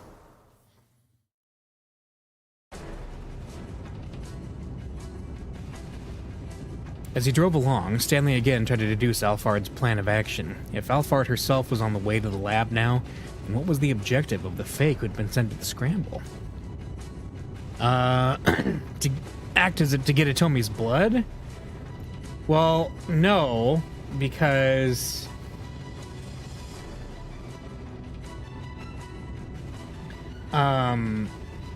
that doesn't make sense because it was because Alphard is going to get the actual thing. She wouldn't need Hitomi's blood.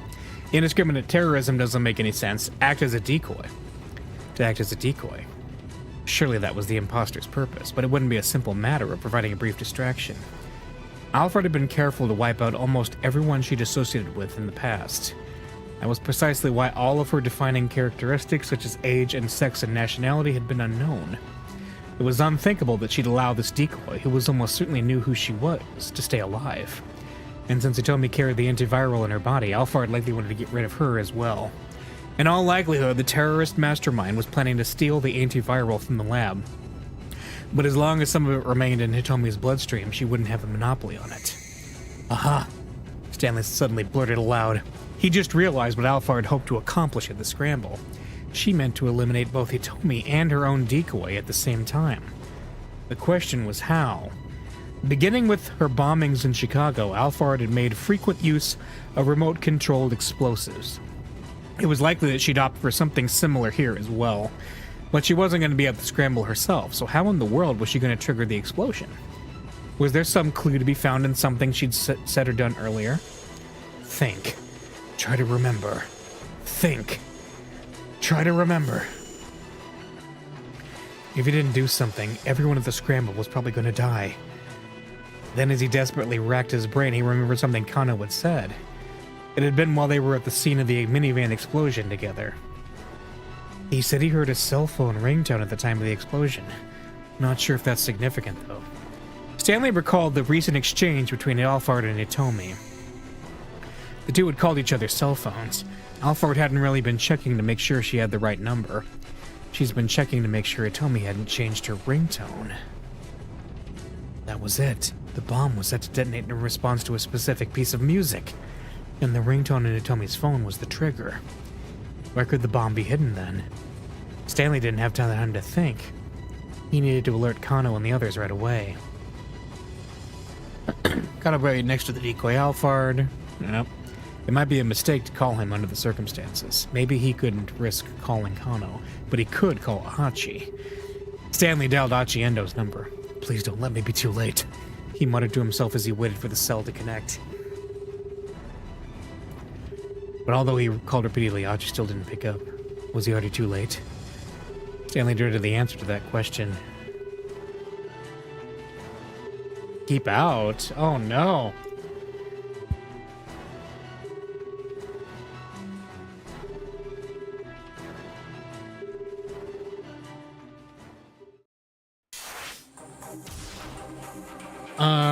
Okay. So where...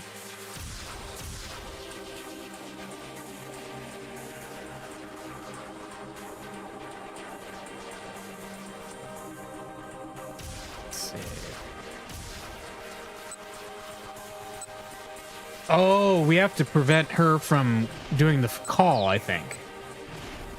The calling Hitomi. Yeah. Cell phone. Stop. This is the sort of nonsense we don't have time for right now. Stop. This is the sort of nonsense we don't have time for right now. Kinnan shook her head, then put her phone away. Okay. That changed Jack as well. Yes. Gotten it. Be able to get your hands. This is all the same from before. Yeah. Having a monopoly on it. Yeah. Did this... Okay, we gotta do this scene again, apparently. Let's see, that's right. Couldn't be certain. Couldn't think of any other way. That's the crux of all his plans. Yeah. Okay. Got out his phone called Kano. The young detective was quick to pick up. Ah. Detective Totno, what's going on? Need to get Hitomi Osawa to safety immediately. Alphard isn't trying to get at her blood. He wants her eliminated. What? Hurry! Yes, sir.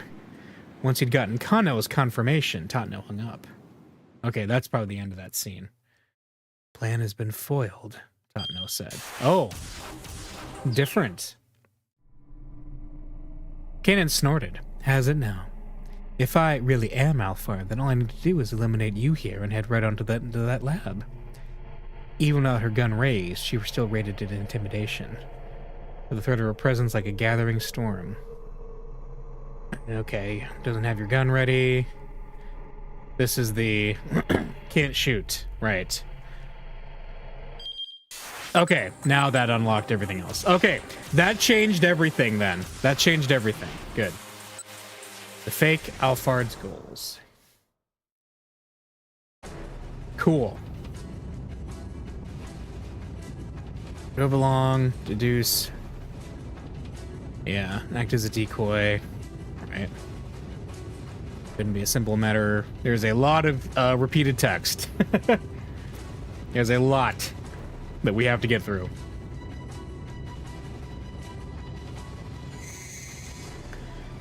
Alfred hoped to accomplish. He meant to eliminate both, but he's gonna get Achi on the phone now because they're not dead. They didn't get blown up. Listen, playing this game isn't just about eating bananas and rice, okay? Try to remember, think.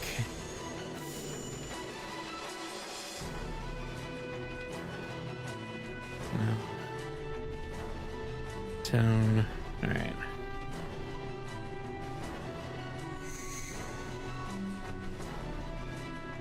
Sure. Making sure he told me he hadn't changed a ringtone. Right. Okay.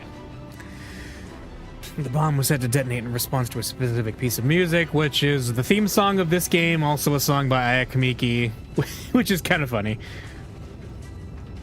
Map of the stakeout, yep. Maybe he couldn't risk calling Kano, but he could call Achi. Okay, Achi should answer. Please don't let me be too late. Right. Achi should answer. Achi was quick to pick up. Yes! Mr. Stanley? What's going on? Ah.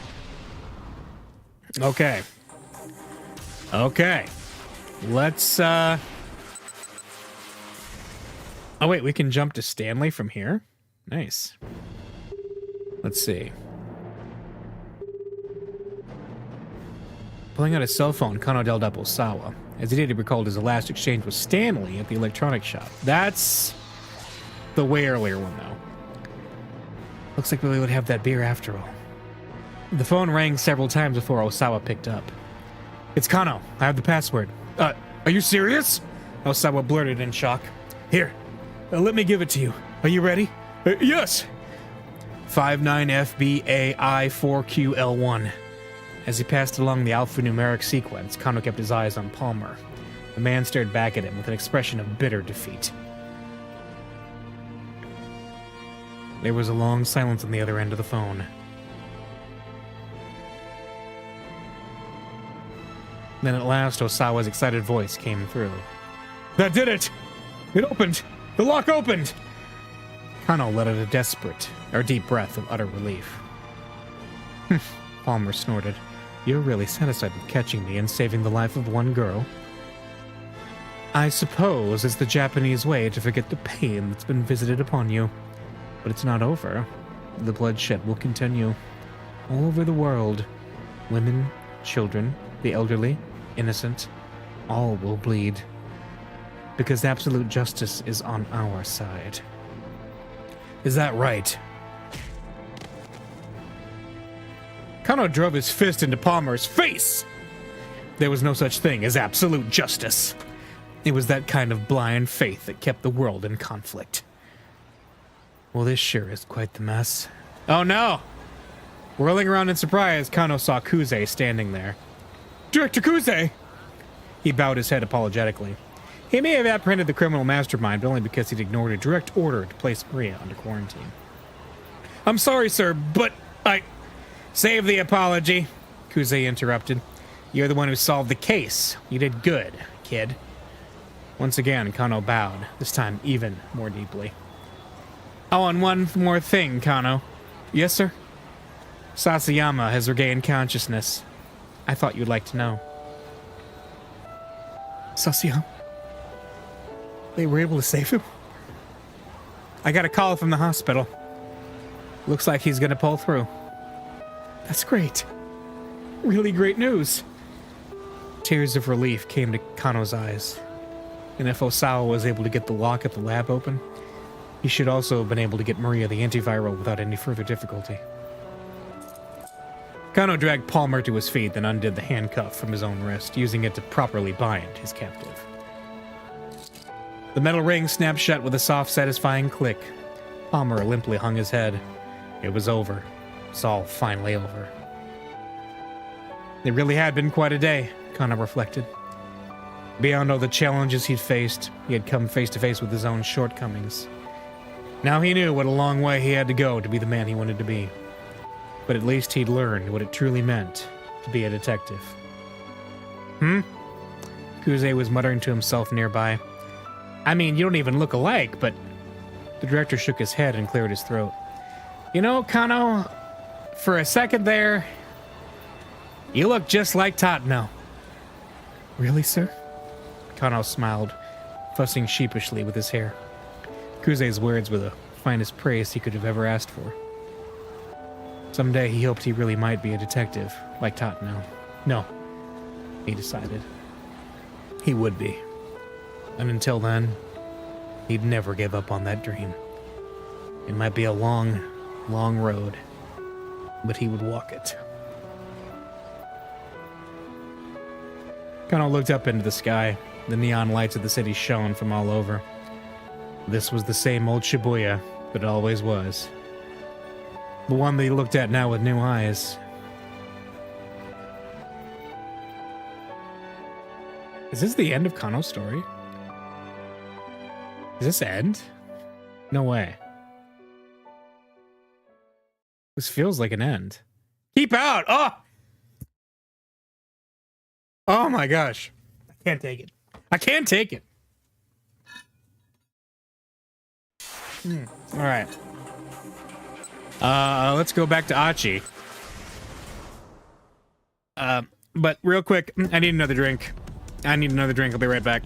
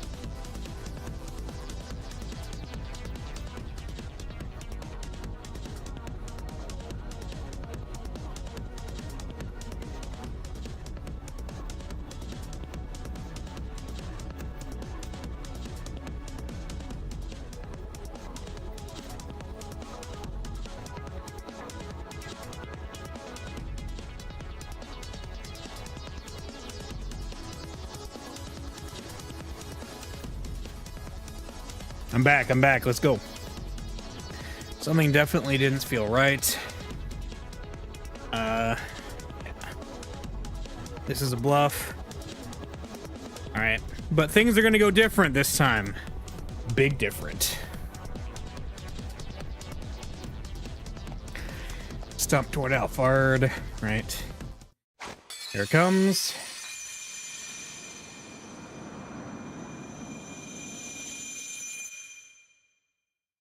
Yep. Gestured fan out. Yeah. Now the SOS members are going to catch them all. Like Pokemon. One more over there.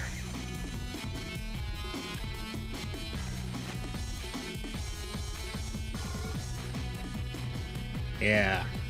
Yeah! And he got it. Okay. Nice catch! The gang members broke out into cheering and applause. Achi got to his feet and looked around, but saw no sign of either Kano or Alphard. Hey, Achi, if you're looking for the detective, Susumu gestured with his chin. That's like the 4th time someone has gestured with their chin this game. Achi looked and saw Kano far away across the scramble, chasing after Alphard. Soon, both men were lost in the crowd. Achi would have charged off in pursuit as well, but his wounded leg made that impossible. Get him, detective, he murmured under his breath. We're counting on you. Okay. If they, like, ended Achi's story here, I'd be mad. Oh, keep out. Okay. All right. This is where Stanley calls Achi. Yeah, Achi was quick to pick up. There we go. Yeah, this is quite the labyrinth here at the end.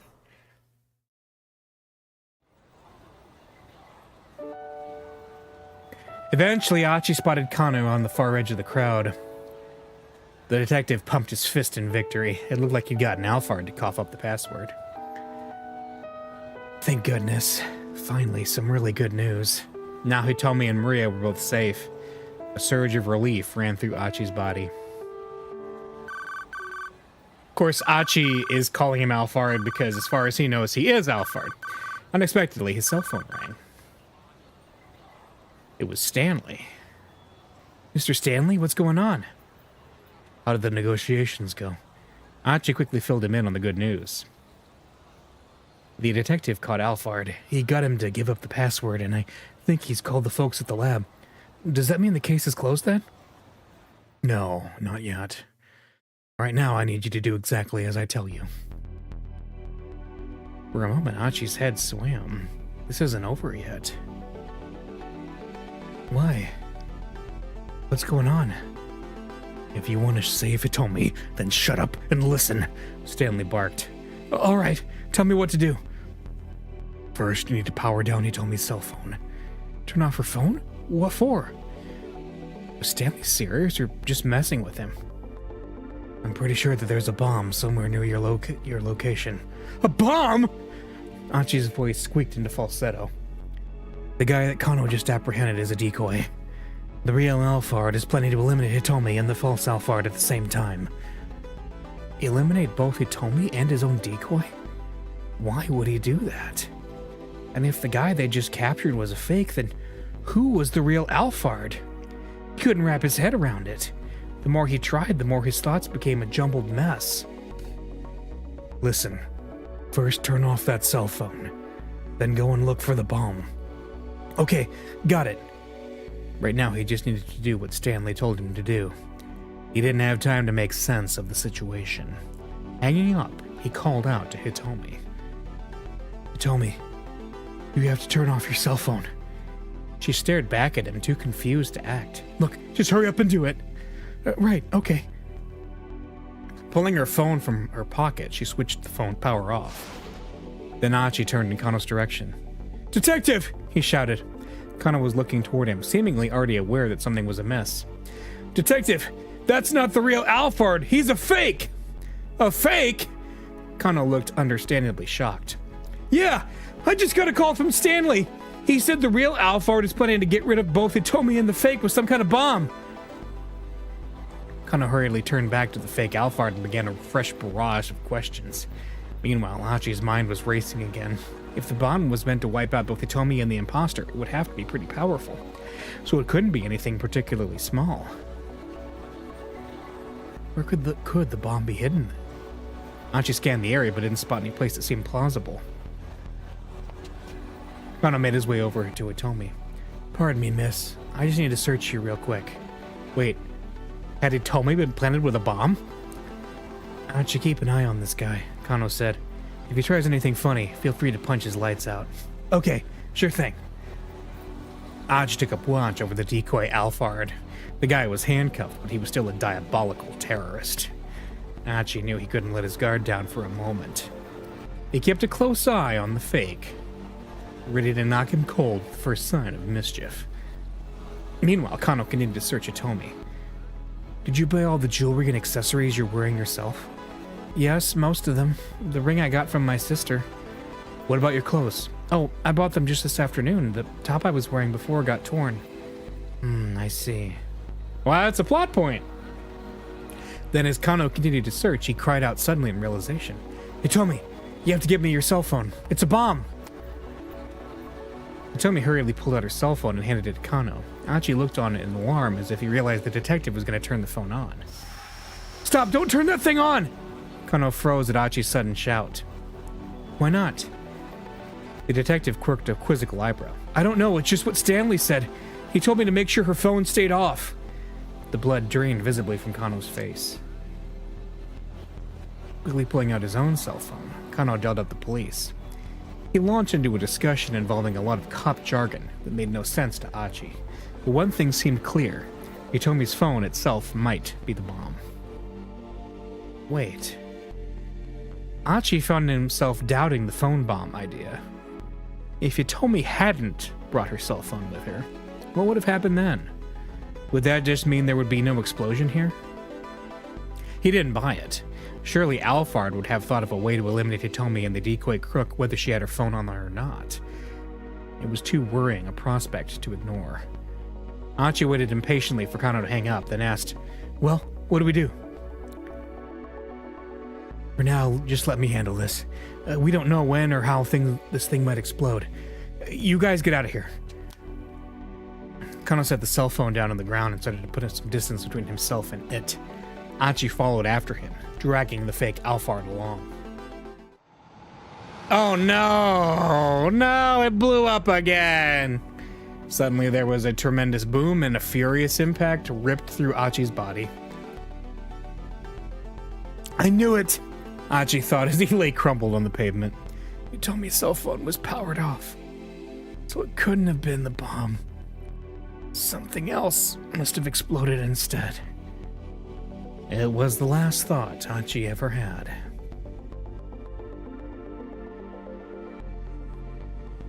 Bad end. The bomb explodes. Well, there we go. Okay.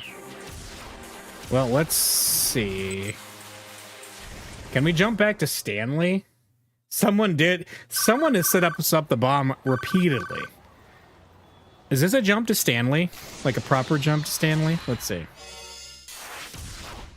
Oh, it is. Sweet. Okay.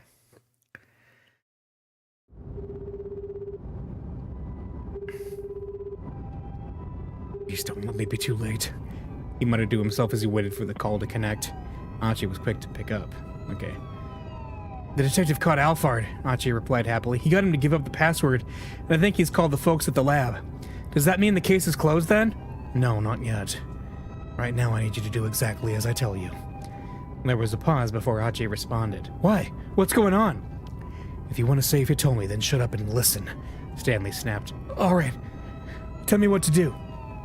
First, you need to power down Hitomi's cell phone. Turn off her phone? What for? I'm pretty sure that there's a bomb somewhere near your location. Stanley tried to keep his voice as calm and steady as possible. A bomb? Achi's voice squeaked into falsetto. That guy that Kano just apprehended is a decoy. The real Alphard is planning to eliminate Hitomi and the false Alphard at the same time. Stanley didn't have the time to explain that Kanan was Alphard. Besides, it would only confuse the matter all the more at this point. Listen, first turn off that cell phone, then go and look for the bomb. Okay, got it. Achi hung up. Hopefully the team at the Scramble would be able to pull through. Now, Stanley needed to focus on capturing Alphard. He tightened his grip on the steering wheel. His emotions were coming on far too strongly for him to keep them in check. In the back of his mind, Stanley thought about the last he'd ever seen of Frank.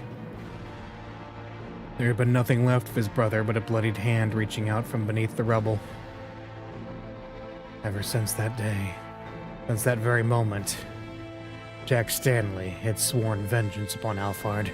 He would never forget the rage he'd felt at having what was left of his family taken from him. Hey, Jack. Once this all tidied up, I'm gonna need a drink. Let's you and me have the beer together. Sure, you got it. Stanley sprang into action, leading away the throng of panicking civilians, but all the while he couldn't help but worry about Frank. We've got almost 30 minutes left. He'll be fine. Backup will definitely be here in time. He did his utmost to reassure himself, but still the doubts gnawed. When the bomb squad descended upon the area clad in their protective gear, Stanley shot a look at his watch. Explosive ordnance disposal suits, also commonly called bomb suits or blast suits, worn during bomb disposal operations to protect the wearer from the shock of a blast or from any hurled fragments an explosion may produce. Such a suit, however, is wholly inadequate to protect the wearer from a large, powerful explosive, such as several hundred grams of C4, detonated at close range. He felt a surge of relief. Only about 15 minutes had passed. There was still plenty of time for them to deactivate the bomb with their liquid nitrogen. Thank God. Frank's gonna be all right. But he got no chance to relish that thought. Liquid nitrogen or a failing dry ice machine, maybe? There was an ear-splitting boom as a powerful shockwave shook the area. Stanley rolled back around, staring in horror at the place that his brother had been. Nothing remained but a mound of rubble. A later investigation revealed that the timer on the bomb's exterior had been a mere ruse. The explosive had never linked to a timer at all. Instead, it had been detonated via remote control. When electrical detonators capable of triggering an explosion with electrical current were invented, they quickly rendered old-style fuses obsolete. In the modern day, many terrorists use small electronics such as cellular phones and keyless entry remotes for cars as explosive triggers. Alphard had deceived them, using a visible timer to lull them into a false sense of security. Stanley had managed to save many lives that day, to be sure, but it had come at the cost of his own brother's life. Had he really made the best decision he could have made? He was still asking himself the same question over and over, even now. But no matter how much he blamed himself, it wouldn't bring Frank back. If there was one thing he could still do for his brother, it was getting revenge on Alphard with his own hands. Stanley had been in constant pursuit of Alphard ever since. He would stoop to any level for information without remorse. His opponent was someone who would do anything at all, to achieve a goal. It only made sense for him to do the same.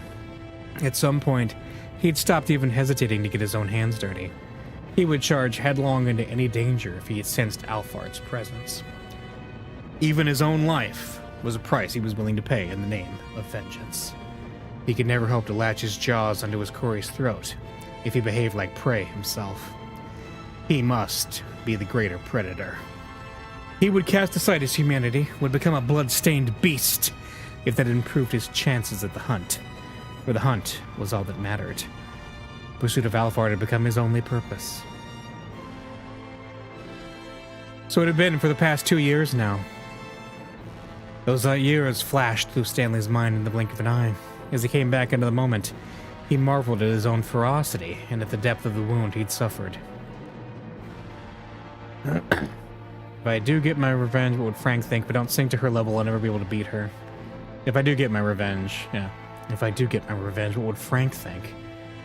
When Stanley pictured his younger brother, it wasn't with a smile on his face. The realization gave him pause. In the end, killing Alphard wouldn't bring his brother back. That went without saying. But although he could see now that revenge was an absurd goal, his heart still churned deep and dark with resentment. Finally, the Akoshi Pharmaceutical Laboratory came into view. There were 2 people standing outside the front gate. It was Tatno and the girl who was pretending to be Kanan. Each had a gun drawn on the other. Somehow Stanley had made it in time. He pulled his car up alongside them and reached out into the gun sleeve concealed beside his seat. He pulled out a .44 caliber Desert Eagle, one of the most powerful semi-automatic handguns in the world.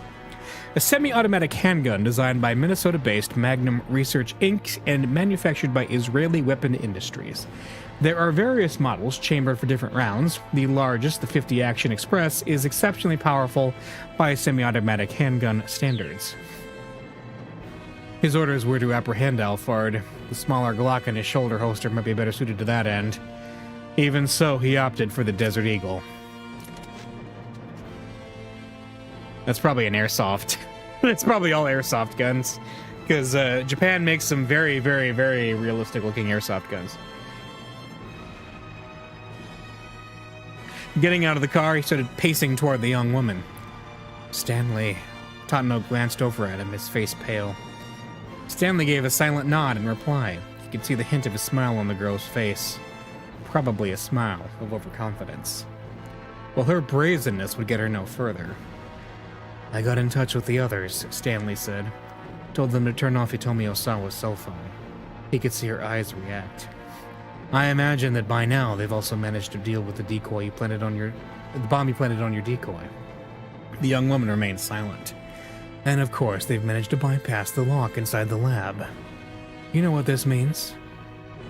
Your little plan has failed completely. Stanley could see the girl's stare sharpen. He'd chased Alphard all around the world, only to arrive here, at last, in this little island nation. It had been a long, long journey, and he'd spent a long time suffering. Now both the journey and the suffering would be over. Oh!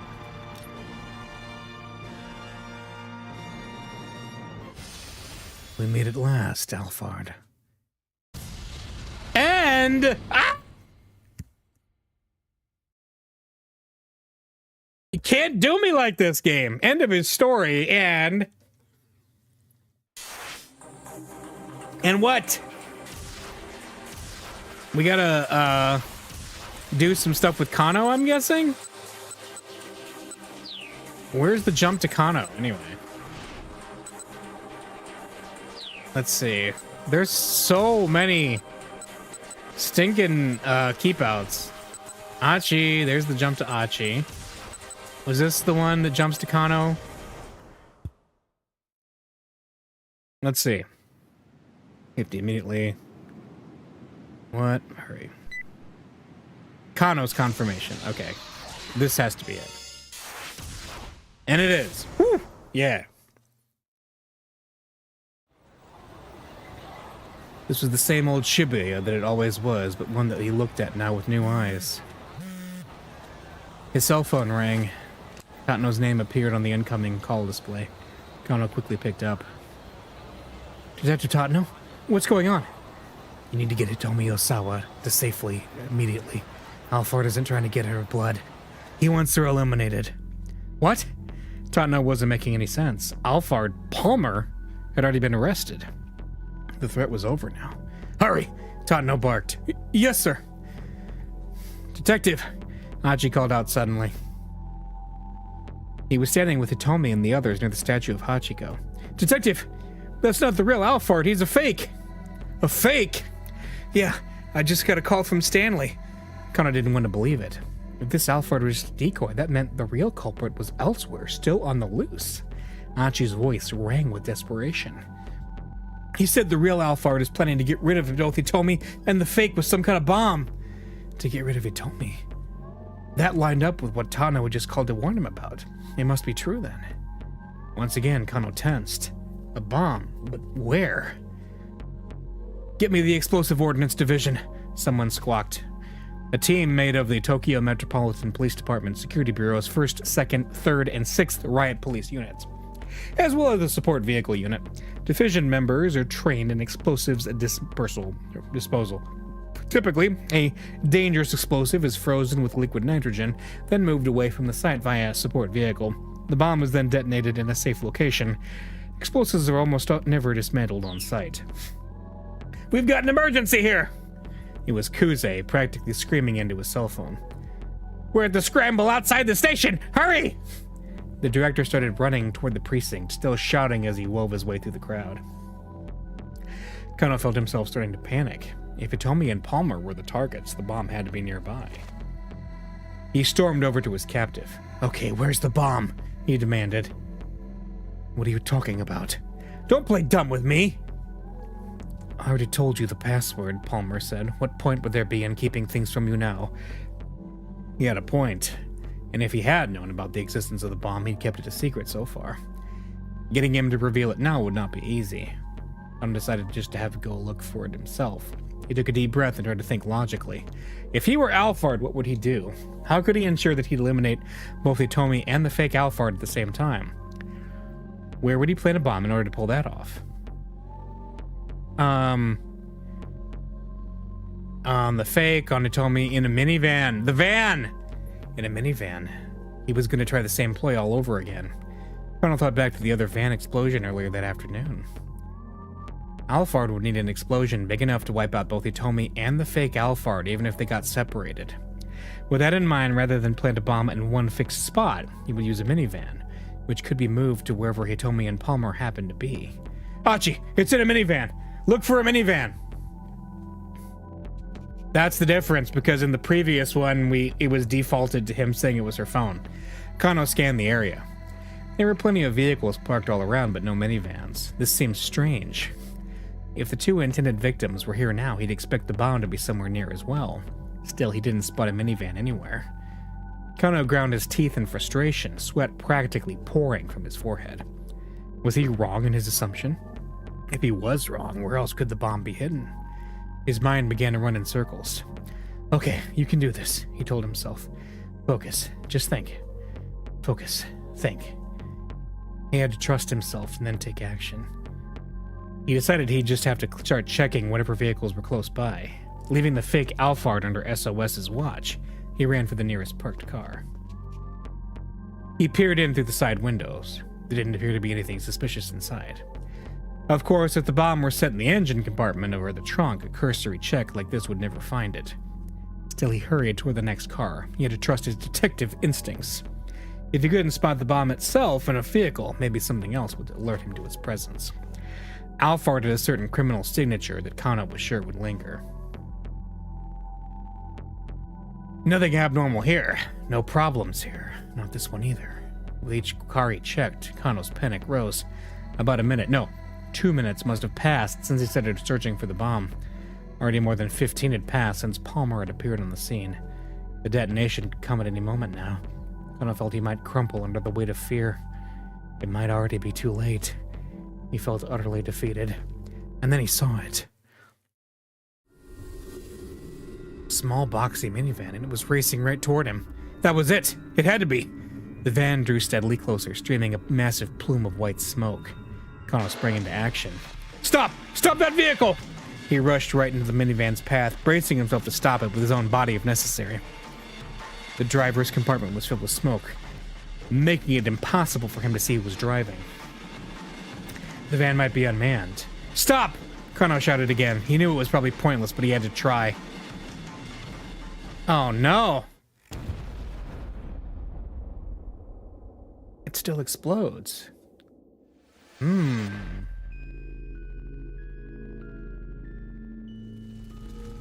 Or maybe not. What? Kano whirled around. He could see countless bloodied bodies scattered across the pavement. What the hell had just happened? It wasn't the minivan that had exploded.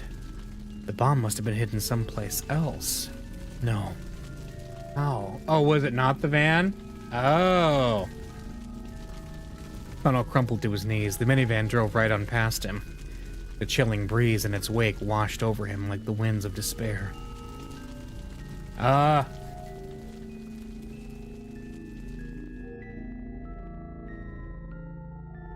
It's on Palmer, okay?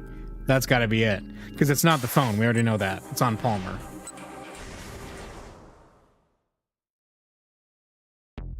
Alright. And on the fake. Yeah. Okay. On the fake, there was another place he could have possibly planted it.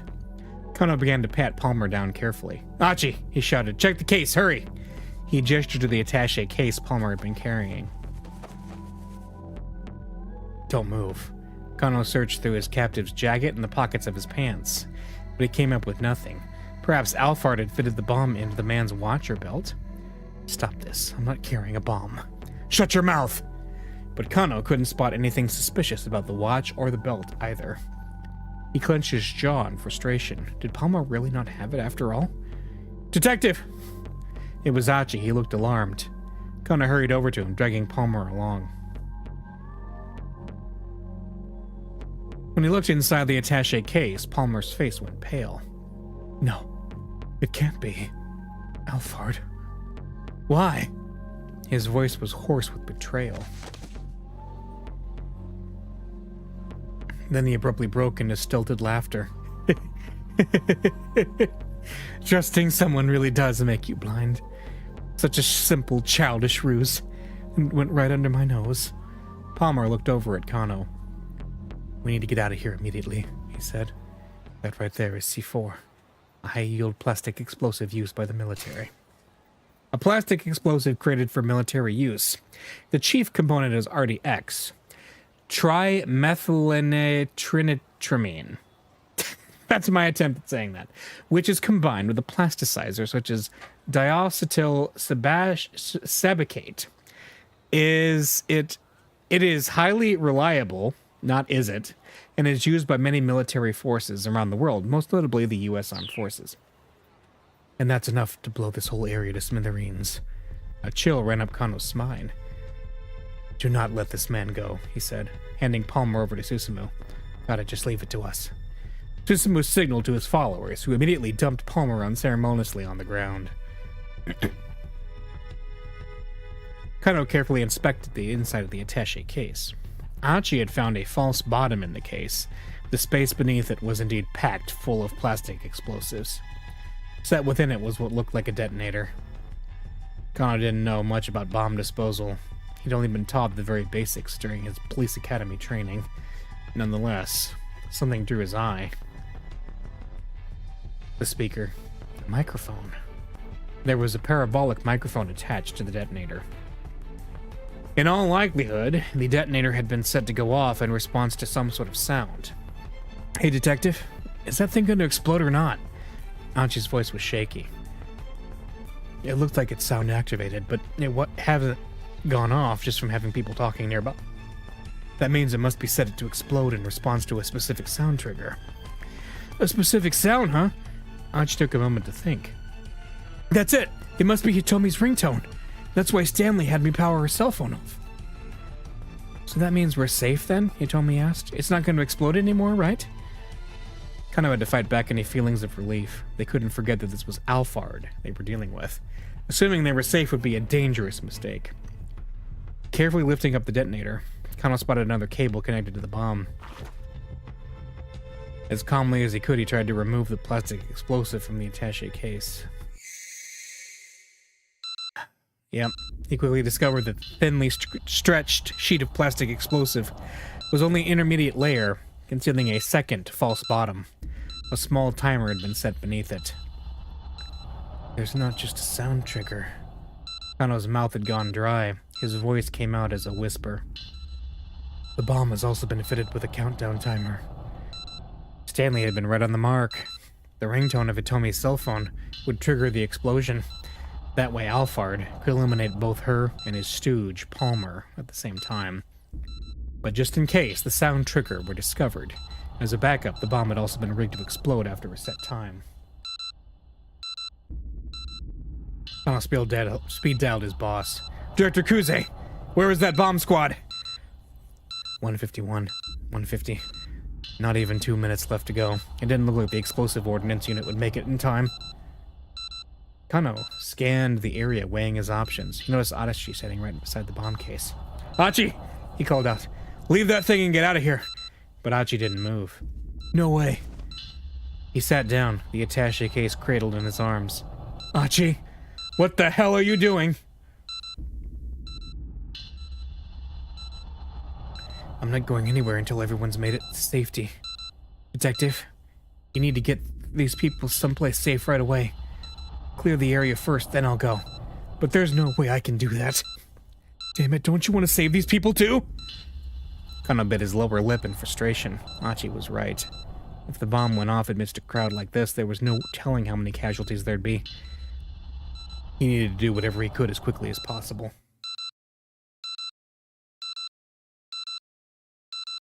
Get back! Everybody get back! Achi shouted at the top of his lungs.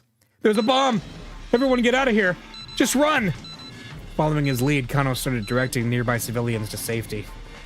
Hitomi, Susumu, and the others added their voices to his. There's a bomb! Everybody run!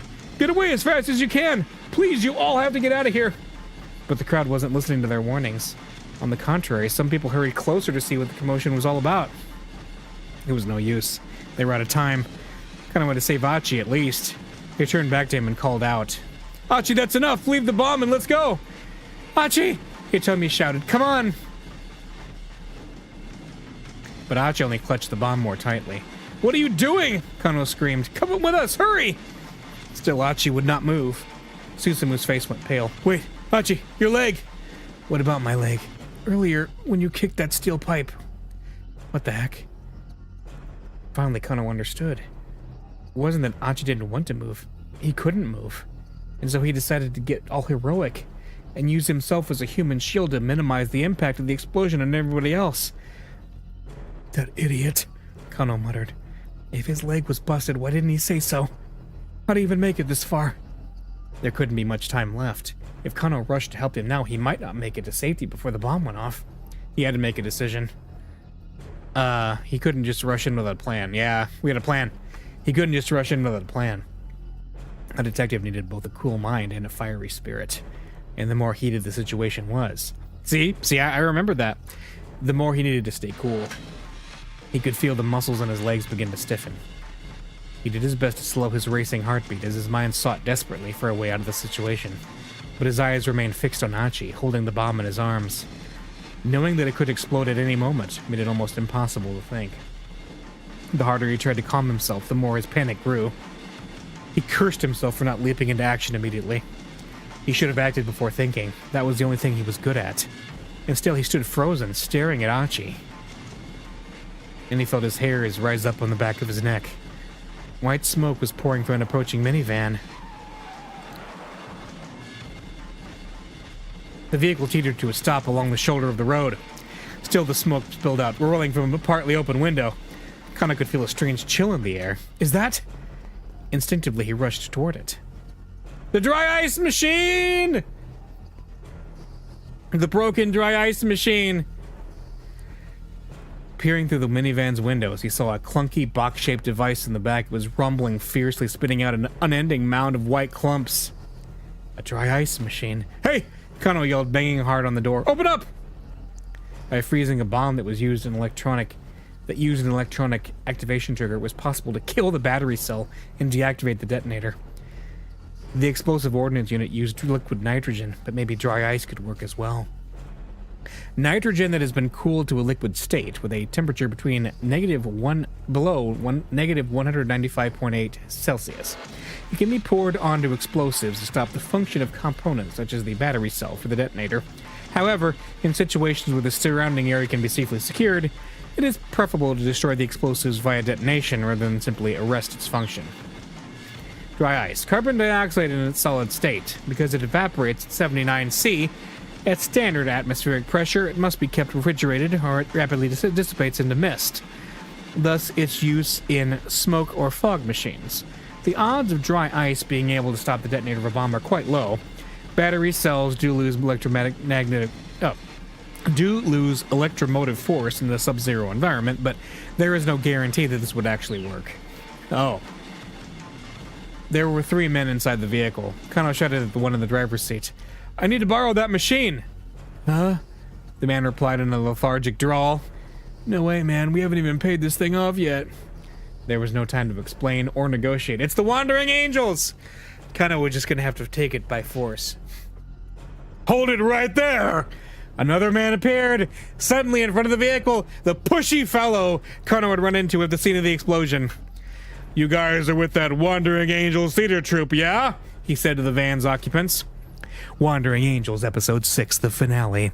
The minivan carrying Tezuka, Bondo, and Amo veered wildly through the streets of Shibuya, leaving a trail of white smoke in its wake. The trio, now definitely impaired by oxygen deprivation, came close to causing several accidents. Teetering on the brink of consciousness, they were still trying to reach End of Electronics when they ran into Kano and his companions instead.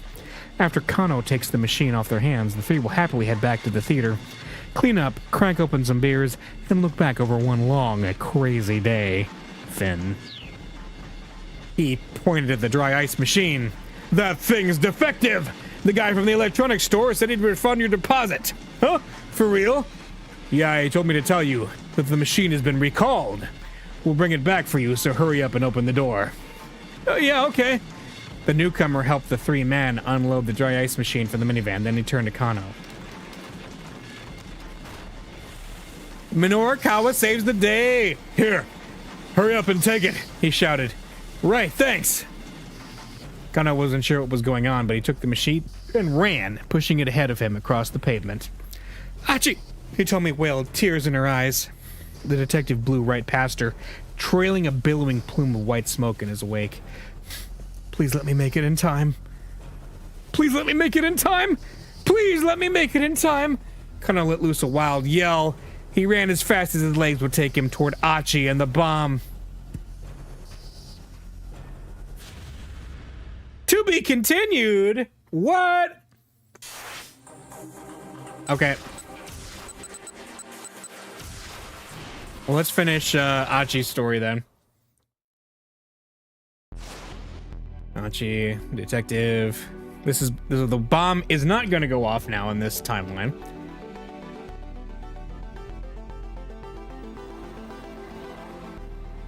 The fake Alphard. Okay. Could be anything small. Where could the bomb be hidden then? Achi scanned the area. Okay. Is this the same kind of like thought pattern he had? Oh. His eyes happened to land on the attaché case that the Ikoi had discarded. Could it be?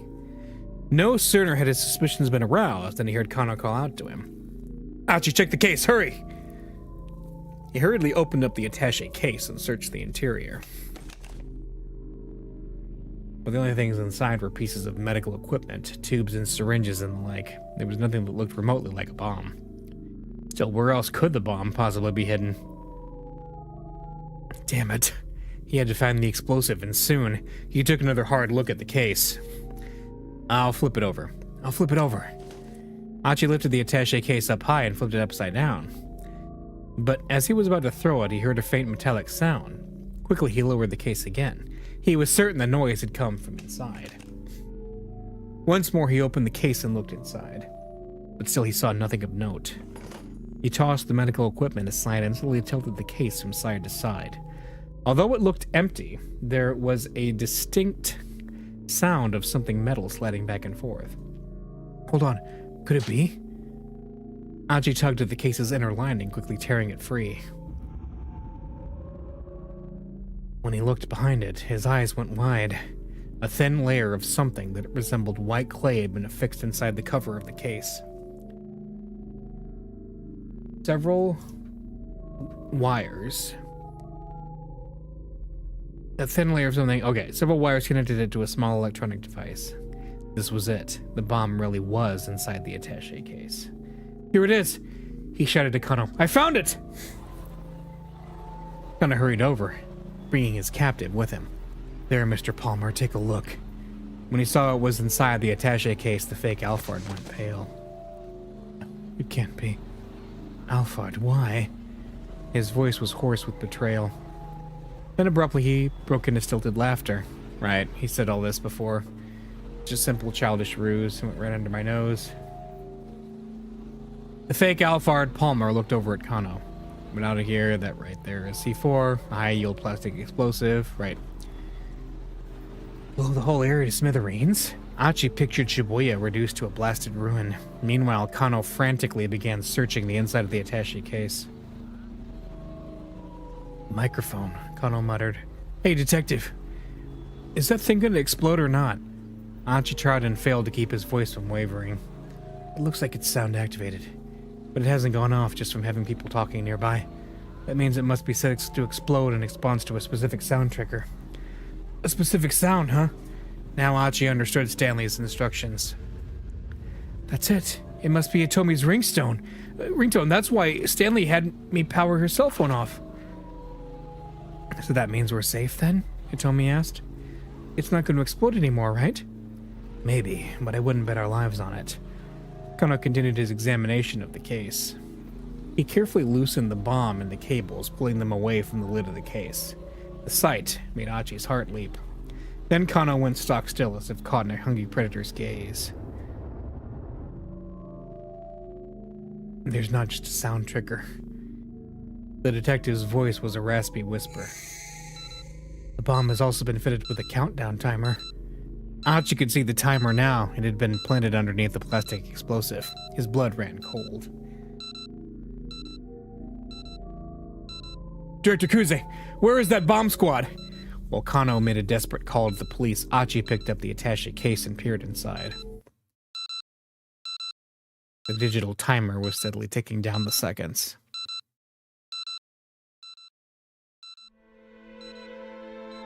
Archie scanned the nearby area.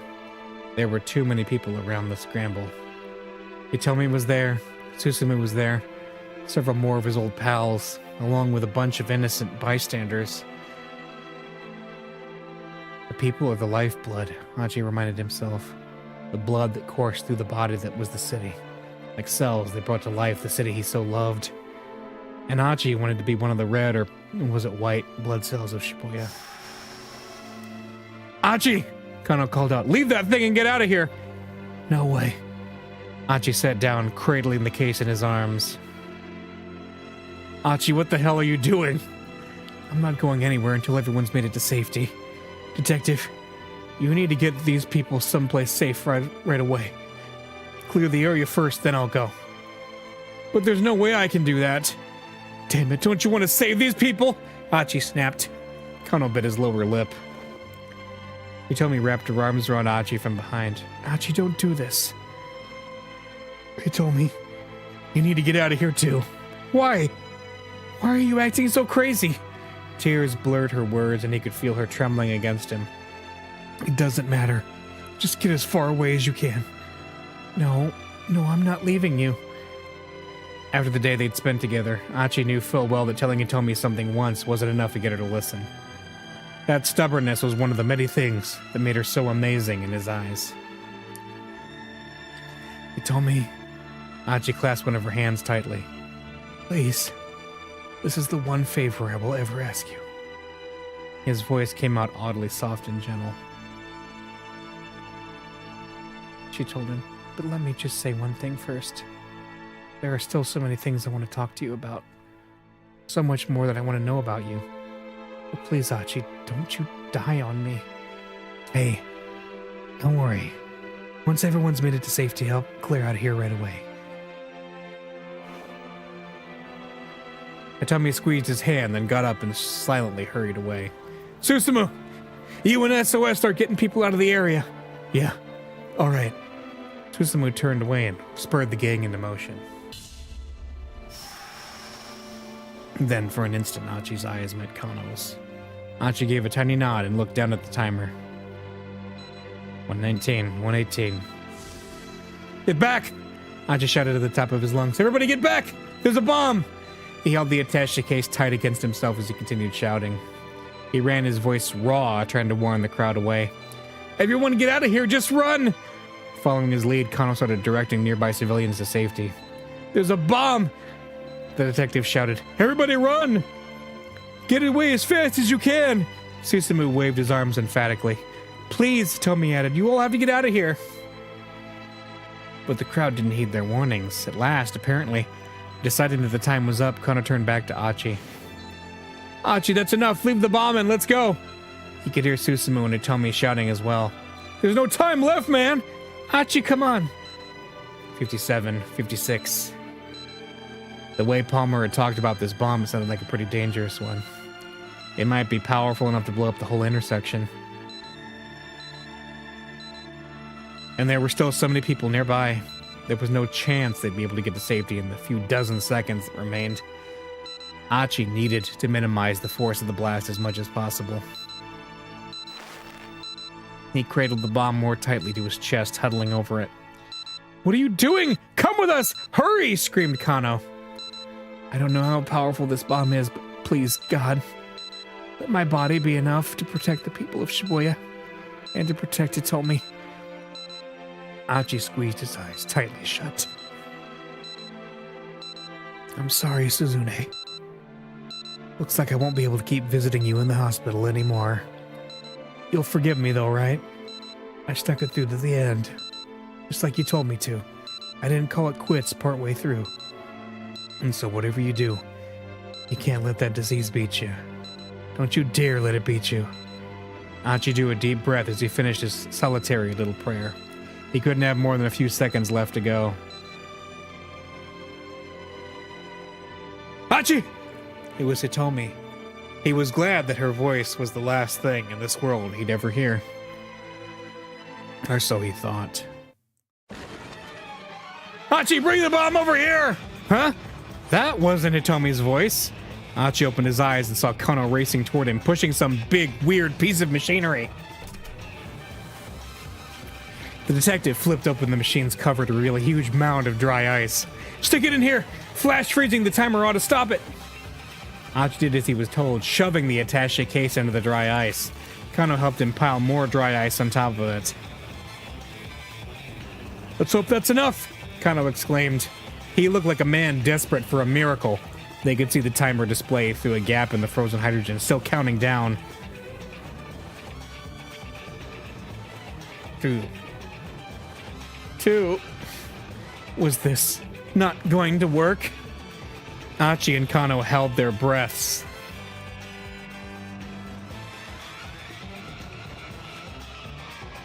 To be continued! All right, the final stretch.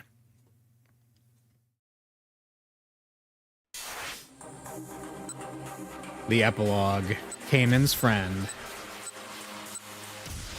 Yep, it all comes down to this.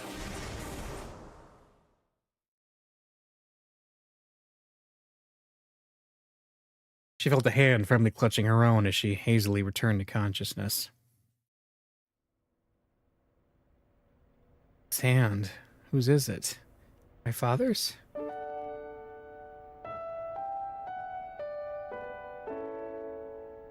Maria's eyelids slowly drifted open. "Maria, you're all right now." Her father was indeed beside her, holding her hand. A surprising warmth radiated from his shoulder, his slender, bony palm. "Oh, there he is." "Dad?" He was lying on a sofa. She craned her neck to look around, still trying to process what was going on. There were several monitors set up around the room. "Where are we?" "At my laboratory. You were infected with a virus, but I've given you the antiviral. You don't have anything to worry about." He squeezed Maria's hand even more tightly. "That hurts." Right. Sorry." Osawa eased up the pressure on his daughter's hand, but he didn't let go entirely. "This feels so strange," Maria muttered, staring up at the ceiling. "I wonder why." "What does?" "Having you hold my hand. I used to hold your hand like this when we'd go on walks together, when you were little. I doubt you remember that, though." Maria considered. It was true, she didn't have any clear memory of her father holding her hand like this. And yet the touch of her father's palm felt distantly familiar. Gently, she squeezed back. "It's been a while, hasn't it?" she said. "I mean, me looking you in the eye while I'm talking to you. That's only because I didn't look you in the eye." Osawa hung his head. "I'm so sorry," he said. "Please, forgive me. I never meant to hurt you like I did." "Wait, hold on." Maria was taken aback. "I don't know what you're talking about. What do you mean, hurt me?" "Back on that rainy day." Osawa told Maria about the day she'd run away from home. About how he'd known where she had gone but hadn't gone to find her. About how he'd given in to his anger and struck her when she came back home. When he'd finished, he hung his head once more. "I'm so sorry. I've been such a terrible father." Maria cracked an impish smile. Oh yeah, I guess that did happen. Osawa frowned. You know, she said, I'd totally forgotten about that. Until you mentioned it just now, I mean. No, I can't believe that, Osawa replied. The way I hurt you, He sounded so disappointed in himself. Dad, it's not like I can let myself dwell on each and every detail of my childhood. I mean, in the 19 or so years I've been alive, I've been hurt in lots of different ways. The child experienced so much more than what her parents knew. That was what growing up was all about. It was a happy thing, but also a little bit sad. Osawa was visibly grappling with his feelings. I see, he said. I guess you have gone through much pain. Well, yeah, but there have been more things that were fun and happy. I see. It's the sum of all those things that have made me who I am today, so please don't worry so much about the past. I see. Dad, keep saying I see. Stop it. Sorry, it's just... This is all so difficult to say. Osawa was trying and failing to hold back his tears. Rhea wasn't quite sure what those tears were for, but she felt a prickle of embarrassment.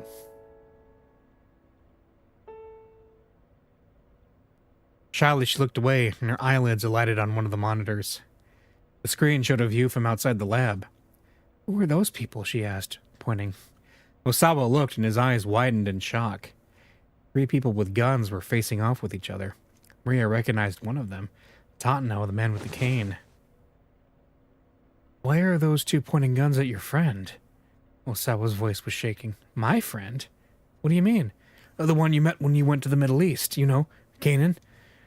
Osawa switched the monitor to show a different camera angle. A close-up of the young woman's face appeared on screen. Maria was at a loss for words. That certainly wasn't Kanan. It was the girl who'd come to tell Maria that Tomi was going to be kidnapped. Kanan's friend. It had happened 3 days earlier. While Maria was on her way home from campus, a girl approached her, telling her she was a friend of Kanan. Kanan asked me to pass along a message, she said. Then she showed Maria a video recording. The video quality was quite poor and the voice indistinct. There's a terrorist who's after the antiviral agent your father is developing. Maria listened in shock as the message continued. The terrorist plan was already in motion, and Hitomi had been infected with the killer virus. Your father used the antiviral to save Hitomi, but the terrorist planned on that. I'll spare you the details, but there's a way to extract the antiviral from Hitomi's body. Stealing the drug from the laboratory directly is too problematic. The terrorist intends to get it directly from your sister. Hitomi is certain to be kidnapped sometime in the next few days, and so I have something to ask you. I'd like you to get kidnapped in her place. Since you're twins, it should be possible for you to trade places without the kidnappers realizing it. I gave the girl who's passing along this message a necklace outfitted with a small GPS beacon. Make sure you wear the necklace. Switch it on, and it'll allow me to keep tabs on your location. I promise I'll come and rescue you. Please, help me. This is the only way we can keep the antiviral and Hitomi safe. The video ended and the girl handed Maria a necklace with an ornate pendant and showed her the hidden switch on the back. Kanan's coming to Japan? Maria asked. She's already here. She's ready to risk her life for this mission. Risk her life? Maria started uneasily. So this terrorist who's after the antiviral drug isn't Alphard? The girl looked shocked. You know about Alphard? Kanan told me that taking down Alphard is her purpose in life, but Alphard has ties to the CIA, so it's hard for Kanan to get any good leads. That's true. Which reminds me, you should have this. The girl held out a photograph. This man is dangerous. Stay away from him. He's an ally of Alphard. Maria did her best to burn the man's image in her own mind. All right, the girl said. I've passed along everything Kanan wanted me to tell you. What you do next is up to you. Uh-oh. It's Alphard. So wait, What the heck has been going on while I've been asleep? Osawa recoiled from the ferocity on his daughter's face. That Kanan girl thought of a way to save you. He went on to explain the plan to get the antiviral out of the lockdown laboratory. Once again, Maria stared at the monitor. As she eyed Kanan's friend, another memory from before she'd blacked out drifted to the surface. Uh-oh. Ah! Suddenly it dawned on Maria what this girl was planning. She pretended to be Kanan in order to get into the lab, she said, scowling at the image on the monitor. Osawa looked at the screen and then at his daughter's face. Well, then who in the world is she? Maria already had the answer. There was no doubt about it. That girl was Alphard. The instant she realized this, she knew they were in danger. If Alphard managed to infiltrate the lab, there was no way she'd be satisfied with simply getting her hands on the antiviral. She sowed ruin everywhere she went. Is something wrong? Osawa asked uneasily. Maria, what is it? Maria's mind was racing. She spoke her thoughts out loud. She's gonna kill you so the drug can't be recreated. No, that's not thorough enough. She's gonna destroy this whole facility. But how? Vague possibilities tumbled through her mind, but she couldn't be sure what the terrorist might be planning. She gritted her teeth in frustration. Don't worry, Osawa said. I don't know who that girl is, but right now, she's outside the lab. There's no way she can kill me or plant a bomb in here or anything. Yeah, I know. Maria gave a tiny nod, but something gnawed at the back of her mind. Make sure you wear the necklace. Hurriedly, Maria took hold of the pendant that hung around her neck. As soon as she did, she felt a chill run up her spine. The necklace is the bomb! She went back over the details of Alphard's plan as her father had explained it, and then finally she understood. I've got it. Osawa straightened up. You've got what? I need to get out where those three are. Don't be absurd! I have to go! Osawa peered closely at his daughter's face. Words weren't going to stop her, and as he realized that, his own face stiffened with determination. All right, but I'm going with you. I can't let you rush into danger all by yourself. Thank you, Dad. Maria tried to get up from the sofa, but she was struck by a wave of vertigo, and her knees buckled. Are you all right? Osawa caught her by the arm. This is probably a side effect of the antiviral. You shouldn't push yourself too much. Maria looked up at her father's anxious face and shook her head. Don't worry, I'll be okay.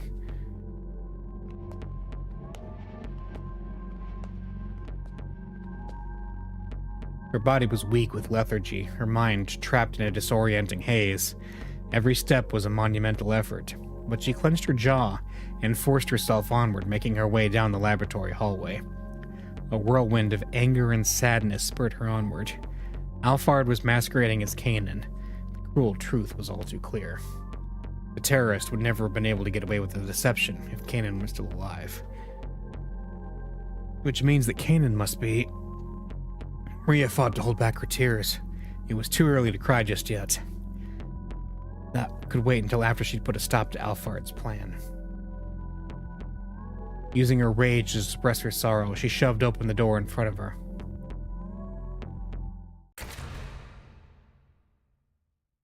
That isn't Kanan! Maria's voice exploded into the silence of the standoff.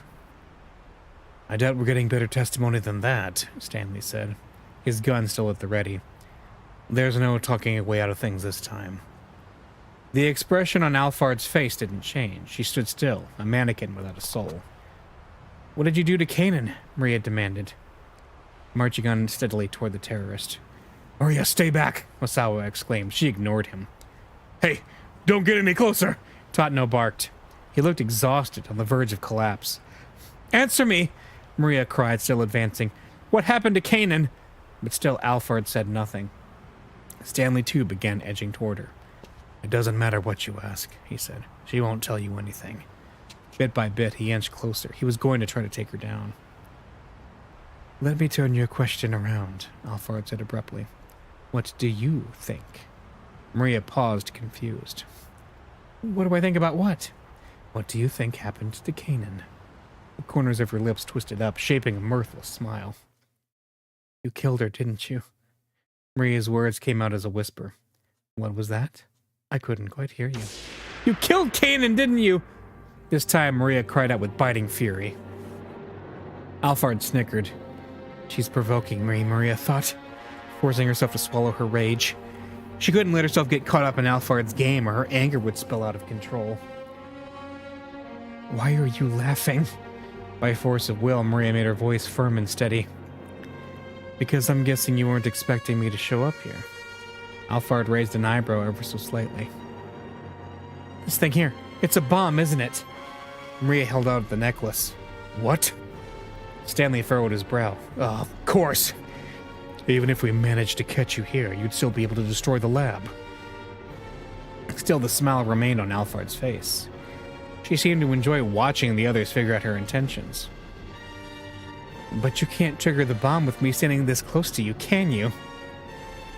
Maria locked eyes with Alphard, unless you're prepared to sacrifice yourself. She stood like an image of bravery, while on the inside her apprehension threatened to tear her apart. She could feel her heart thudding so furiously that she thought it might explode. Cold sweat trickled down her spine. Only her rage at Kanan's murder kept her from backing down. Go ahead and blow yourself up if that's what you want, she said, but you'll die with nothing. Your death will mean nothing, but not mine. My death will avenge Kanan's.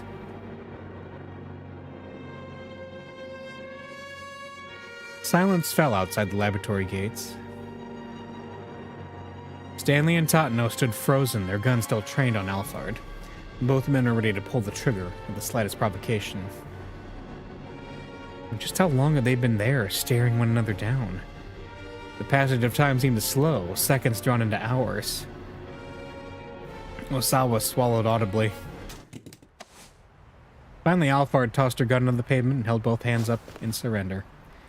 Stanley wasted no time springing forward to secure her.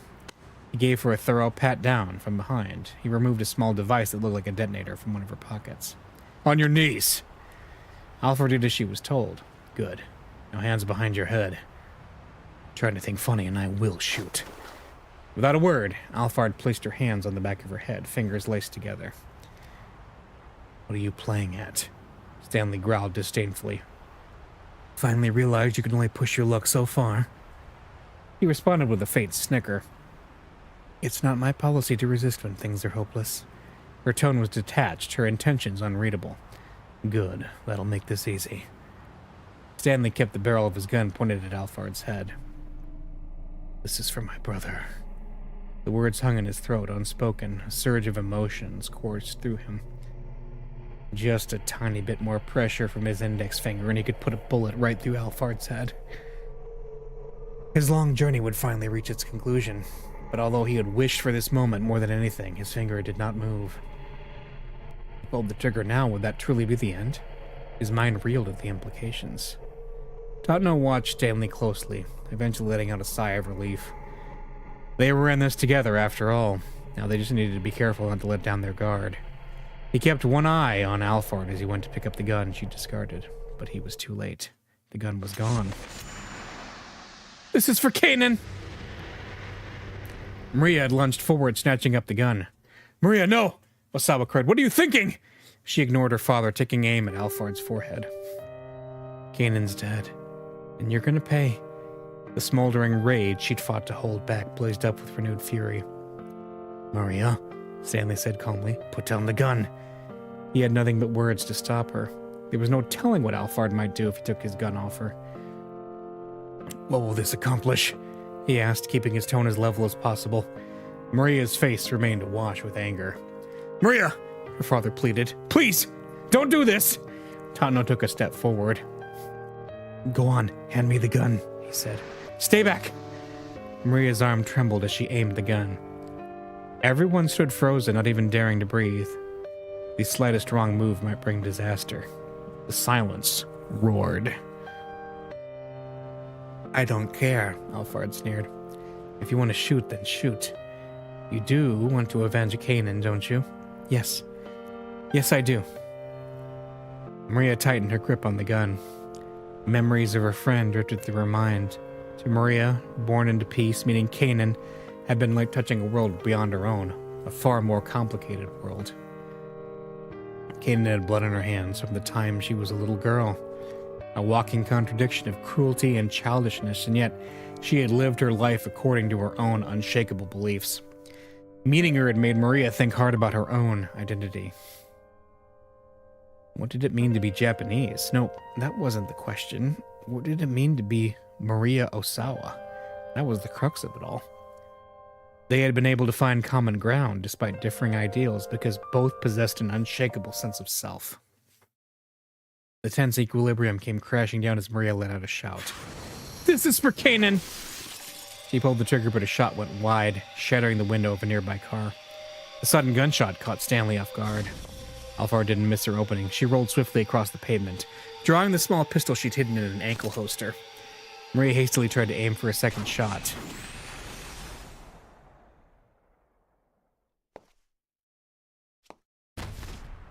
"Dad?" Osawa collapsed at Maria's feet. "Dad!" Her father went limp.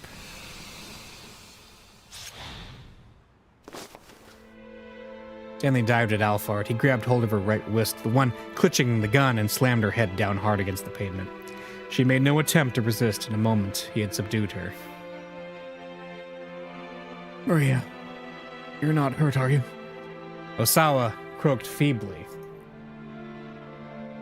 as his daughter gathered him up in his arms. "I'm fine, but Dad, you're..." Blood was gushing through Osawa's shirt. Maria pressed her hand against the wound, but the bleeding wouldn't stop. "Look, just hurry. Get here as fast as you can." Tatno was on his cell phone, calling for an ambulance. "I know there's a traffic jam. Just figure something out, please." His voice was ragged with desperation. "Dad, hang in there." Large tears streamed from Maria's eyes. So this is what it's like." Osawa lay with his head in his daughter's lap, struggling to rasp out the words. "My body just reacted before I had any time to think. I finally understand what a virus must feel like." His eyes were hollow. "I never told you about Hitomi, did I? About what started my fascination with virus research. Dad, try not to talk right now." Maria squeezed her father's hand. Almost imperceptibly, he squeezed back. "It probably isn't a very interesting story," he said, "but I'd like for you both to hear it anyway." "I know, and we will. After this, I promise we will." Maria's words brought a contented smile to Osawa's face. "I'm glad. So glad. It's all right, just don't talk right now. This time, at least, I was there for you." Osawa slowly shut his eyes. "Dad," Maria said, but her father didn't respond. "Dad, don't die! You can't die!"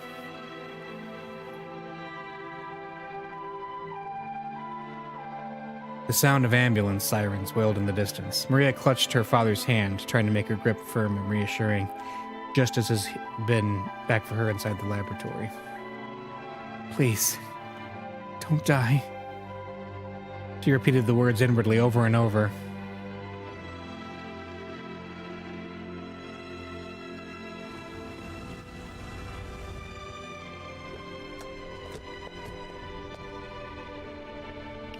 A black car of foreign make arrived at the laboratory and pulled up to the curb. Stanley's superior, Gordon, emerged from the back. A few of his men followed and promptly placed Alfard in handcuffs. "Well done," Gordon said. Stanley gave him a slight nod. "I'll be taking Alfard back to headquarters. You can finish up here." "Understood, sir." "The shareholders are not gonna like this." "Nope." Gordon shoved Alfard into the back seat and slid in alongside her, and the car drove off.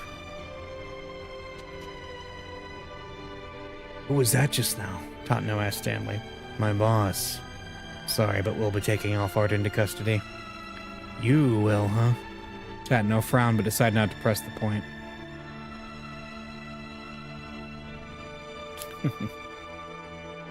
The ambulance arrived at last and Osawa was loaded inside. Maria remained at his side, still weeping, still softly calling out to him. He could sense her there, though her voice sounded awfully far away. Is this the end, then? He was vaguely aware that he was dying, but he was not afraid. At the far end of a hazy tunnel, he could still see Maria. My, she has grown. She had grown so very much. If he were an organism that multiplied by dividing itself, he would die, knowing that he had left his best selves behind. He had only one wish now, that Maria and Hitomi would go on to lead happy lives. His vision was growing steadily more dim. Tiny motes of light flickered and wavered faintly before his eyes.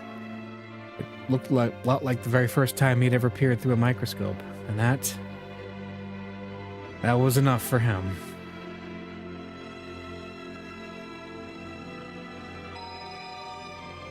Unexpectedly, Maria's cell phone rang in Stanley's pocket. He'd meant to give it back to her, but the ambulance had already departed. The phone continued to ring for some time, but eventually fell into a death-like silence.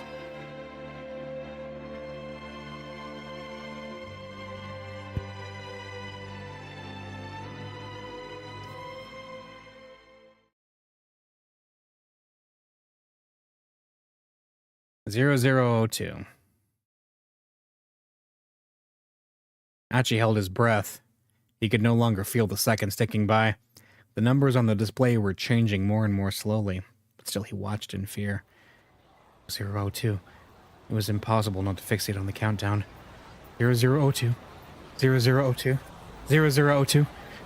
Kano and Archie continued to stare at the timer. 0002. It had stopped. The timer had actually stopped. We did it! Archie dropped to his knees with a cry of triumph. The rest of the Shibuya Scramble burst into cheers. You are one reckless guy, you know that. Kano held his hand out. Archie grinned up at him. That makes two of us. The two clasped hands firmly, their handshake conveying more than any words could have. Archie! Susumu came rushing over. You did it, man. I knew you could do it. The two bumped fists.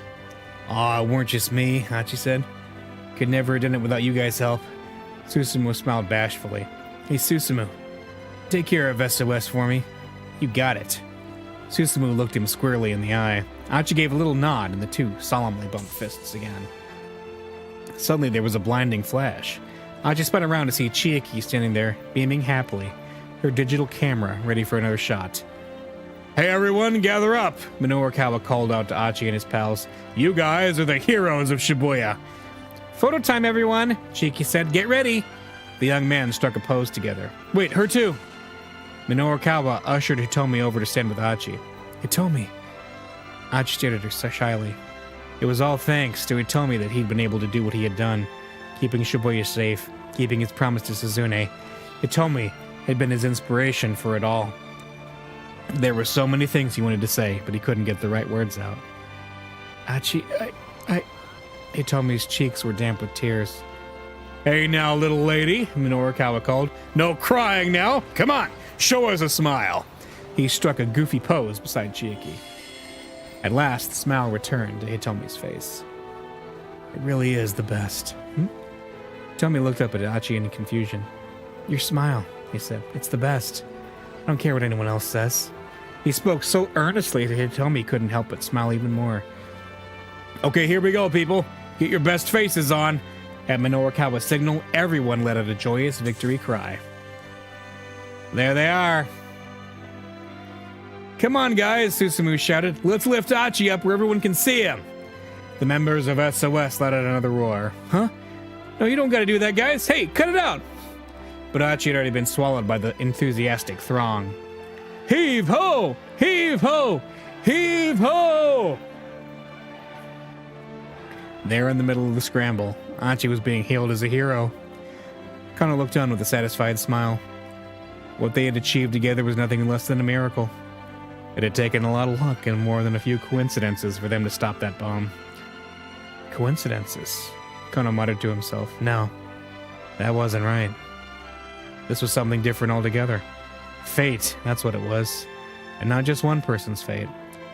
The destinies of several people had collided, gathering momentum until coincidence became inevitability, and Shibuya was saved. Like someone was making decisions the whole time. The raucous crowd tossed Achi high into the air again, a raucous. As a plainclothes detective, Kano would probably never be showered with adulation quite like that. Well, that was all right. A detective's duty was to ensure the safety of the people. He didn't put his life on the line so that he could be a hero. Just seeing all those smiles, that was good enough for him. Kano only needed the approval of one person, and that was Rumi. Rumi. I hope she managed to get out of Shibuya okay. Suddenly worried, Kano pulled out his cell phone. There were a whole bunch of things he wanted to tell her. He couldn't share the whole story. Police rules wouldn't allow it, but he wanted to let her know as much as he could. That the kidnapping case had been resolved safely, for instance. That he learned about the tortured past of the detective he so admired. That his partner was going to pull through. That he'd managed to finally talk to her father. That he put his life on the line to save Shibuya from danger. Rumi would listen quietly to the very end, and then Kano thought he knew just what she'd say. Short and sweet, in that gentle voice of hers. Good job. There we go.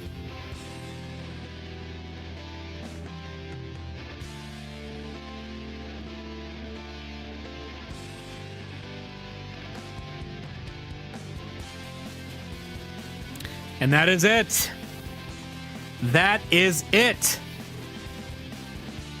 That is the end of 428 Shibuya Scramble.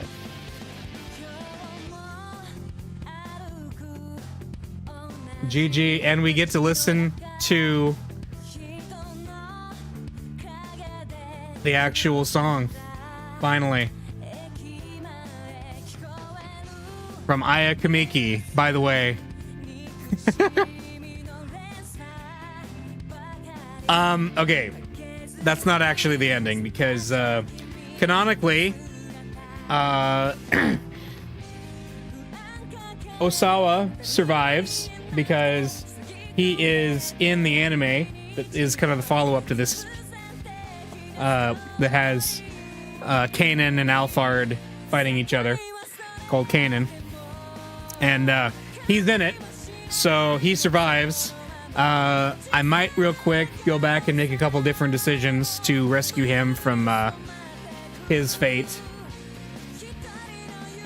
There's a couple decisions that change depending on what you did before.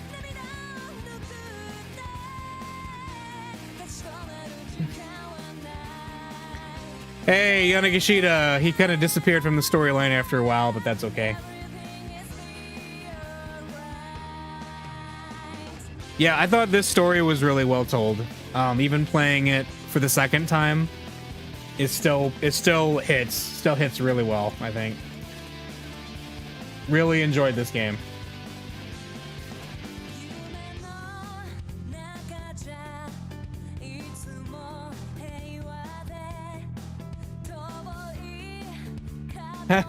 Our disappearing, Yanagishita disappearing is not okay.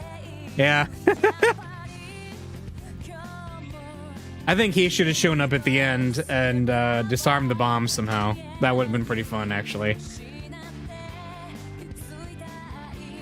I wonder if that was an intentional thing or if just like the guy wasn't available, because I know he's actually like, he was at least a pretty well-known like comedian for a long time.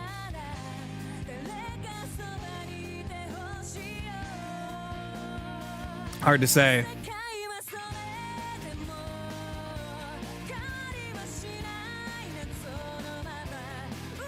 Pour out burning hammer. Yes. Oh man, that would have been great. The dry ice machine is fun because they set it up too, but like, yeah, him showing up and pouring out burning hammer, that would have been awesome.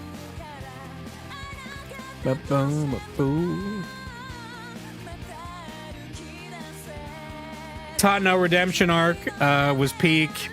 Getting to play as Stanley, getting his inner monologue was peak. Yeah, lots of great storylines. Lots of great stuff. From Spike Chunsoft, makers of fine visual novels like this game and Danganronpa and several others.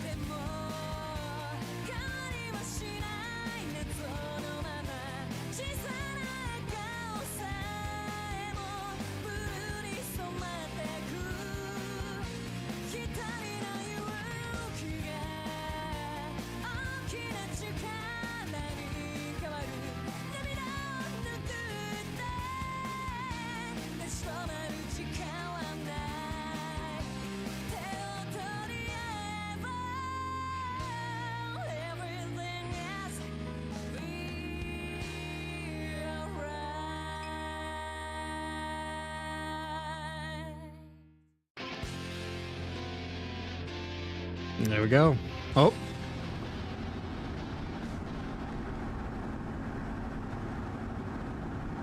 Gordon and Alphard sat in the back seat as the car sped along the highway. Here. Gordon tossed the handcuff key onto the seat beside him. What happened down at the Scramble? Alphard asked, picking up the key and unlocking her cuffs. Leland Palmer was arrested by the Japanese police, and the bomb in the attaché case was defused, apparently. Still, Palmer shouldn't pose a problem once we get him into CIA custody. I see. Much obliged. Really got yourself backed into a corner there, didn't you? Gordon said. Yeah, I was only able to accomplish half of what I intended. Half? Alphard produced a vial from her pocket. It was filled with red liquid. Is that Itomi's blood? Gordon asked. Indeed. I managed to acquire the antiviral, but when? Gordon peered at her in bewilderment. When I blew up the minivan. In the dim light of the vehicle, Alphard's eyes shone darkly like those of a wounded animal.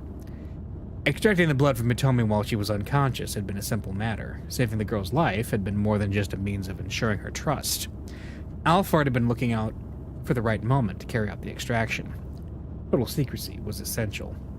If it became public knowledge that the drug existed, and that some of it had been stolen, the value of the UA virus would plummet. Our primary objective here is to destroy that research facility. Still, getting our hands on the antiviral is better than nothing. Well done as always, Alphard. Gordon's hard expression softened, but Alphard was in no mood to return his smile. If Maria Osawa had remained inside the facility, her plan would have succeeded. Everything else up until that point had gone off without a hitch. The one thing Alphard hadn't anticipated was Maria bringing the bomb outside. She had injected Maria with a knockout drug back at Endo Electronics that should have kept her from moving around for a while, even after she'd regained consciousness.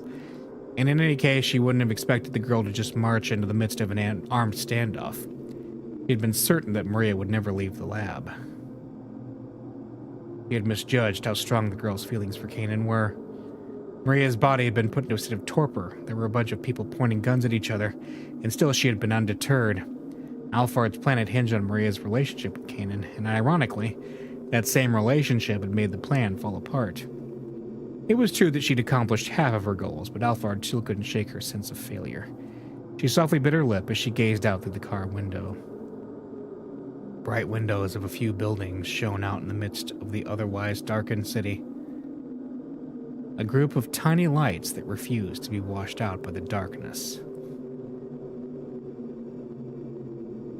The end! Oh, because it's setting up the quasi-sequel that was an anime called Kanan. So, there you go. Go watch the anime, I guess, if you want more of that. Published by Spike Chunsoft. But I think I will real quick go and make the quick decisions here that actually save Mr. Osawa's life. There we go. Load game. There, we're at the end, just like we were at the end in the previous one. But hang on. So all we got to do, actually, is go back. So past the epilogue, right? And there's a couple choices. Let's see, is it... It's this one here. Rising Emotions.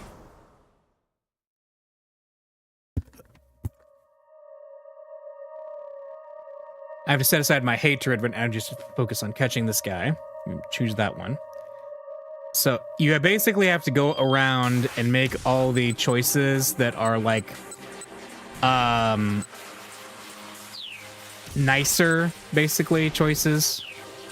Let's see. I think it's this one sent. Let's see. Let me just double check here. To get the ending, I have to. I don't want to pull this trigger if I don't have to. That's it. Where he says that, aiming at Kanan. All right. Then we'll see the other ending. Basically, I don't want to pull this trigger if I don't have to. Yeah, I don't have to. It's not that you don't want to pull that trigger. It's that you can't pull that trigger. Kanan took up another step closer. Okay, you're still traumatized from that time you let your friend's wife die. Yeah. Oh, we gotta finish the scene, though. Yeah. And we... Alright, there we go. So, hey, look at this. We have a totally different scene now. That isn't Kanan. And then Maria's voice exploded. Yeah, I doubt we're getting better testimony than that. Let's... So, it should change what Maria does here, too. And barked. Yeah. Still, Alphard said nothing. He was going to have to take her down. Alright, what do you think? What do you think I did about what? What's happened to Kanan? It came out as a whisper. Alright. Yeah, this is playing out the same, but there is going to be a change. There is going to be a change.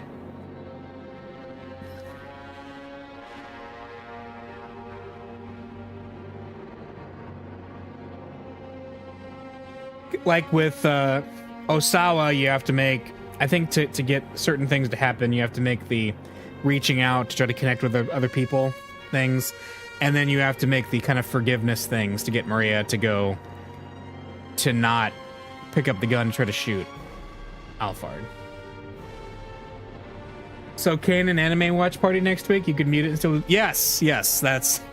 We're gonna watch... It's not a very long... I think it's like only 13 episodes long, too. I think... Or maybe even less. I'll do all the voices. Yeah, I'll just do an abridged series of it. And this close. Okay. On the inside. Yeah. She could feel her heart thudding so furiously she thought it might explode. Only her rage at Kanan's murder kept her from backing down. Alright. Avenge Kanan's... Yes. Minoru Kawa's also in it, too. Let's see. Minoru Kawa's in it. Maria's in it. Kanan's in it. Alphard is in it. And then, I'm trying to remember who... Osawa's in it, too. I don't think Itomi's in it.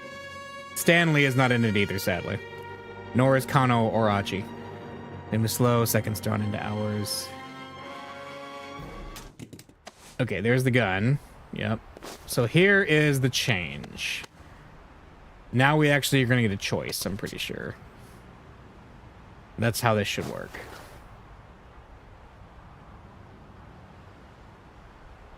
Didn't push your luck. I like how this scene is written in essentially third-person omniscient, because it kind of keeps telling you little bits and pieces of everyone's thought processes. It's not just... Like, Maria, we got third person, and Maria's been first person up till this point. And the viewpoint switches are interesting. Actually, I'm probably going to start a game that I picked up fairly recently next week. Either that or The Dark Auction is coming out, which is the game from the writer of Hotel Dusk. I don't know which one. I'm still deciding, but I will make a choice before next Saturday. All right, here we go. This is for Kanan. Hang on. Catching up the gun. You ignored her father taking aim at Alphard's forehead. Kanan's dead, and you're gonna pay. All right, this is where I'm telling what Alpha might do. Yeah. So I think the choice is we can... I think we get a choice here. Bring disaster. This, I think, is where we get the actual choice. Yeah. If you want to shoot, you want to avenge. And a grip on the gun. Memories of friend ripped through mine. Yeah, we got it. Yep. I do... Yeah, I do say, like... For I know the guy who made this, it kickstarted a spiritual successor that he's going to make that has the same like live action thing with different perspectives and stuff. And I know Minoru Kawa and Kano's actors are going to be in it. I do hope he has a fast forward button, because having played a bunch of other games that have different routes and stuff, and you're able to fast forward through the parts you've already seen, super helpful. We made her decision. Here we go. I can't shoot her. I'm not like Kanan. There we go. Maria's anger dissipated like smoke in a sudden wind. There we go. The tension seeped from her body and she carefully lowered the gun. What's the matter? Alfred smirked. Why won't you shoot? Her eyes blazed with contempt for Maria's naivete.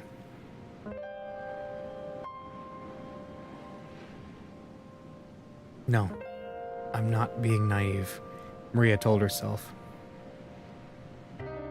Do unto others as they have done to you. An eye for an eye, a tooth for a tooth. Why does this recurring pattern of retribution really accomplish? It's just an endless cycle of hatred. That's why I'm not gonna fight. Because I'm not like Kanan. Tears flooded from her eyes. I'm not like Kanan, but people who are different can still be friends. And I'm gonna honor our friendship by not taking revenge. No matter what happens, I'm not gonna hurt anyone, Maria said. Maybe that's not very realistic, but this is my fight.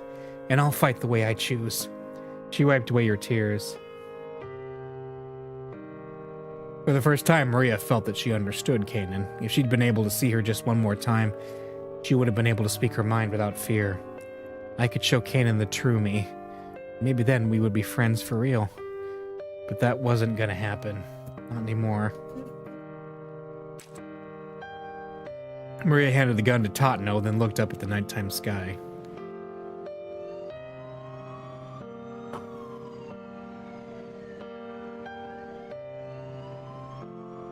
In the distance, she could faintly hear the sound of police sirens. Not one star could be seen in the sky over Shibuya.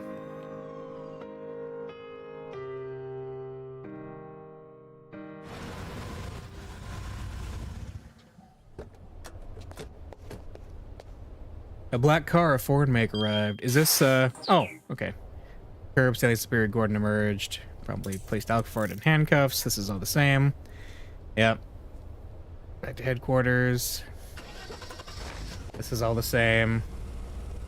But we don't get to have, Osawa loaded into an ambulance.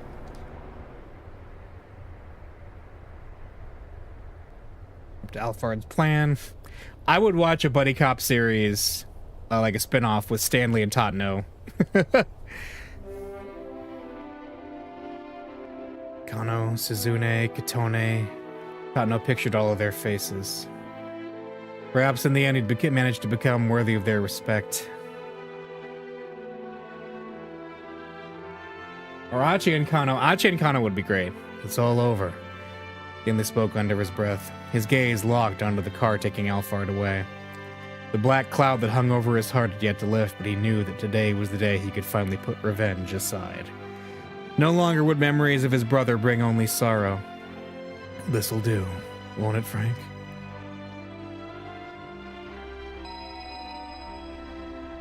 Abruptly, Maria's cell phone rang in Stanley's pocket. Well, that's right, I meant to give this back to you. He handed the phone to Maria. I wonder who's calling. Maria picked up. She could hardly believe it when she heard the voice on the line. Brisk yet girlish with a daredevil ring. A voice that had been burned into her mind since the day she met its owner. No, it can't be. She had been sure she'd never hear that voice again. In an instant, Maria's face was damp with tears of joy. Thank goodness. Thank goodness. Kanan. 428. The date. Oh, like 428 Shibuya Scramble. What? Maria couldn't hold back her sobs. The tears kept coming and coming. She had never wept with joy like this in her life.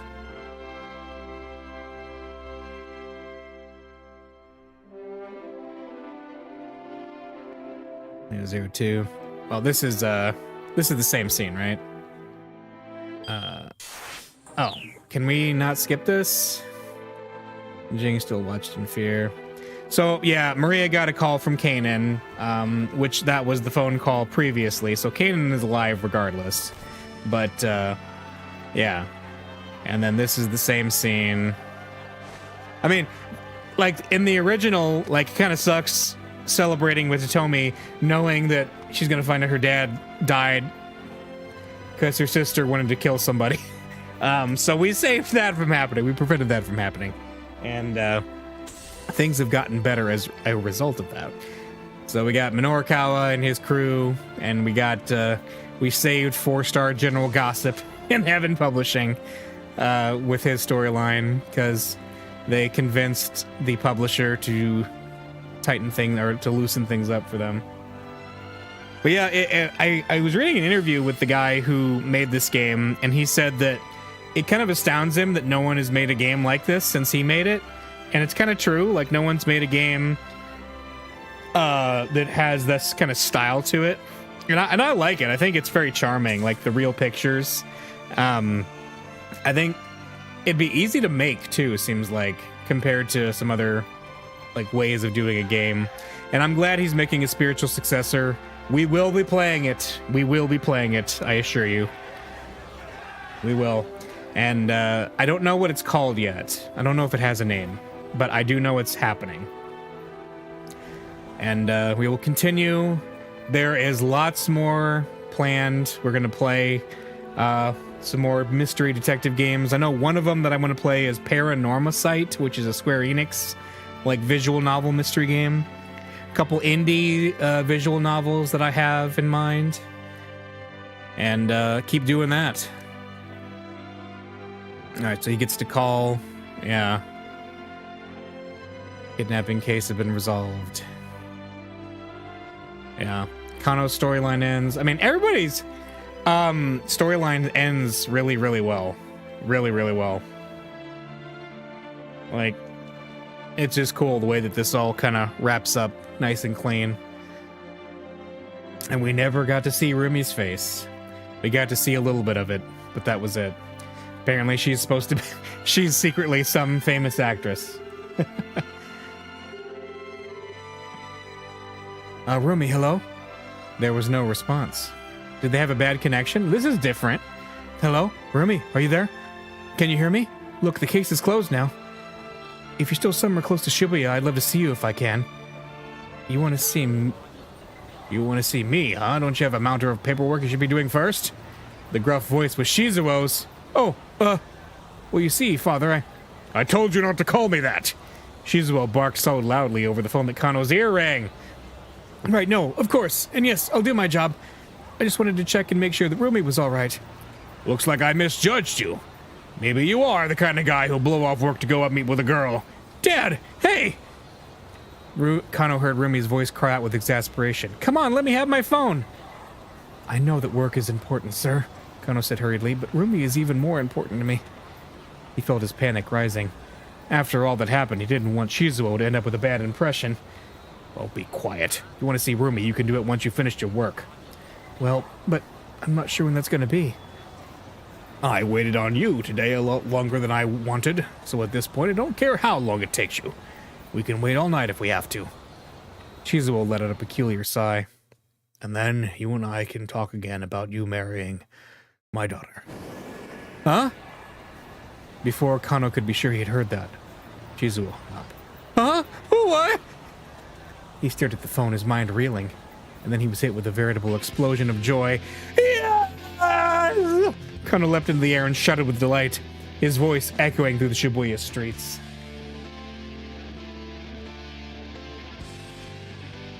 And there we go. Nice. Once the crowd had put Achi back down on his feet, he rushed over to Hitomi. So, Hitomi? Yes? Hitomi, there's so much stuff I want to talk to you about. So many things I want to tell you. He gazed into her face.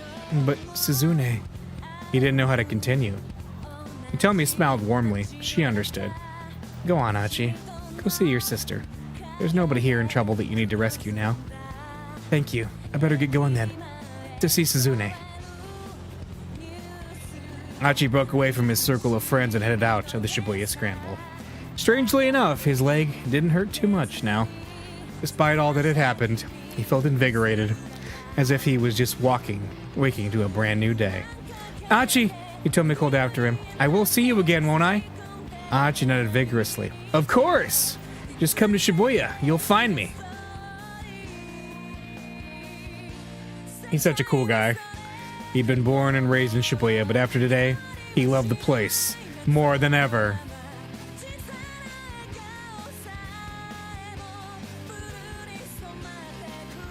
That's amazing. I love it. All right, there we go. We have to do the credits again. Aw, man. I think we got to do the credits again. I don't think there's a way to skip it.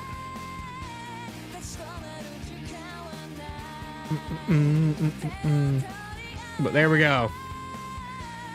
So we got it again. And now we're gonna get a slightly different scene at the ending, though. So we got that. But yeah, so we got the bad ending, and now we got the good ending. Maria's story. So they really did treat the different. There you go. Junichi Yanagishita is played by a guy named Nasubi, which is Japanese for eggplant, who is a well-known comedian, at least back then. I don't know so much anymore, but he was pretty well known back then when this game first came out.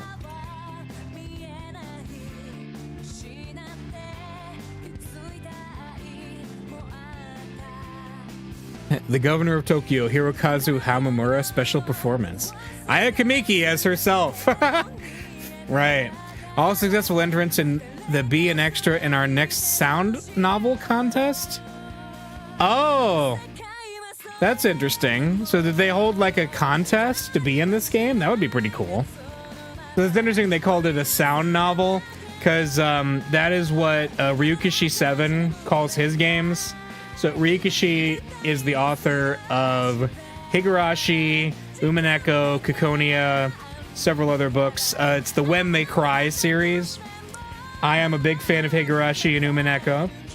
And he also calls them sound novels, not visual novels, because in his mind, the music is really, really important to the overall feel of the story he's telling. So they must have felt the same way about this game. Which is true, because I think the music and like the sound design of this really went well with it.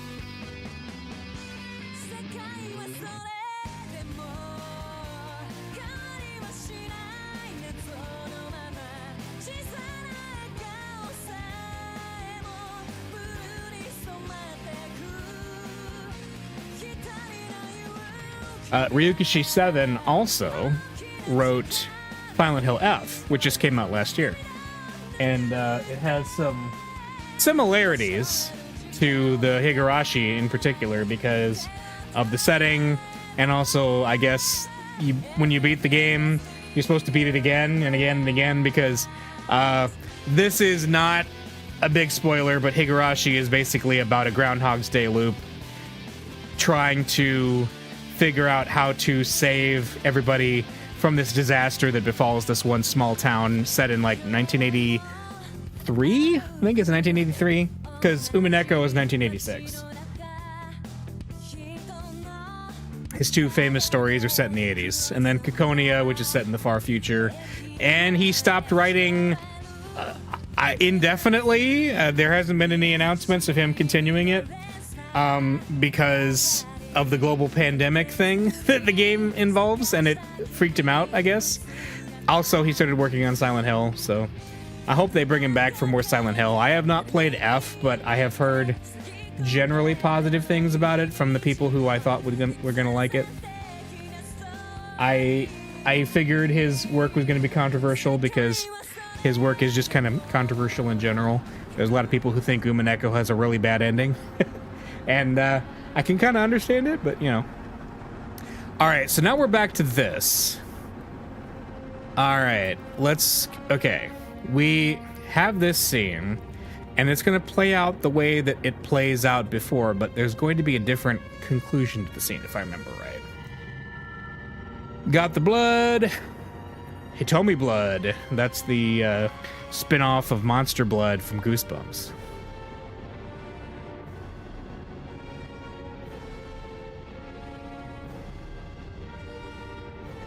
I don't remember if the Uwa virus factors into the Kanon anime or not. I don't think it does. All right, hang on. Aha! Here we go.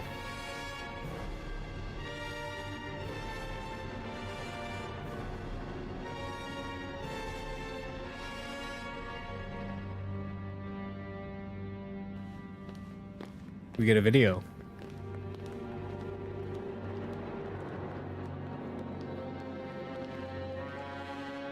This is the most video we've had so far. That's pretty cool.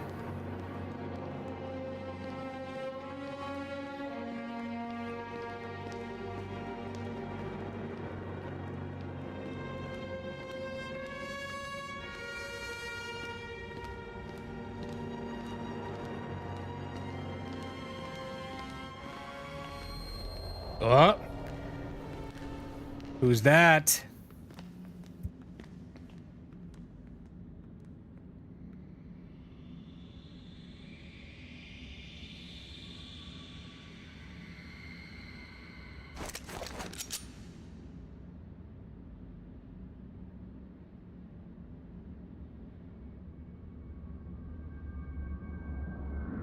Oh, teleported behind you.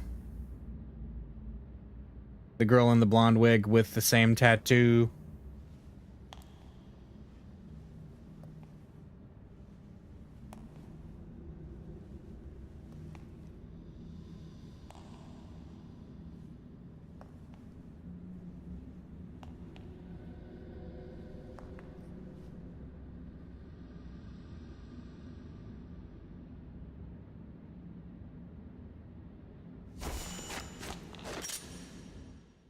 Oh, there you go. Yep, that's the setup for the follow-up anime. And there we go. That is the conclusion. There are even like some bonus viewpoints that you can unlock. I think we have unlocked them since we got like the golden ending. Oh yeah, because I got one of the bookmarks there, the black bookmark.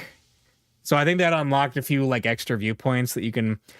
There are, yeah, like, yeah, the Kanan thing. This is like a preview of it, I think.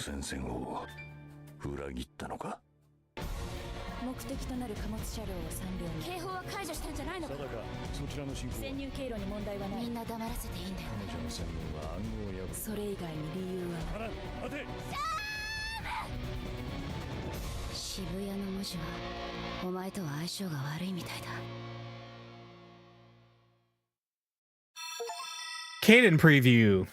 Yeah, so final curtain, review the true ending. There we go. Is there an explanation as to why a teenage girl is the world's most dangerous terrorist and a CIA agent? It's been a while. I think I watched it before I played Shibuya Scramble, so I don't really remember like what the what the explanation was, but Alphard and Kanan feature heavily in it, so that is kind of a spin-off from this game. All right, I think we can call it. If you just want to see, I won't play them on stream or anything, but there are like, if you see like bonus content, there's different perspectives. You have the different previews. We have the preview of Kanan. We have a pop quiz. There's an actual like in-game quiz for Shibuya Scramble. And then if I remember right, if you hit, yeah, bonus viewpoints, we have Kanan has her own viewpoint. And then this is actually, I'll just go ahead and say this is Suzune. Suzune has a viewpoint. Kajiwara has a viewpoint you can unlock. And the Mean Clean bottle. I'm not joking. So here's a fun fact.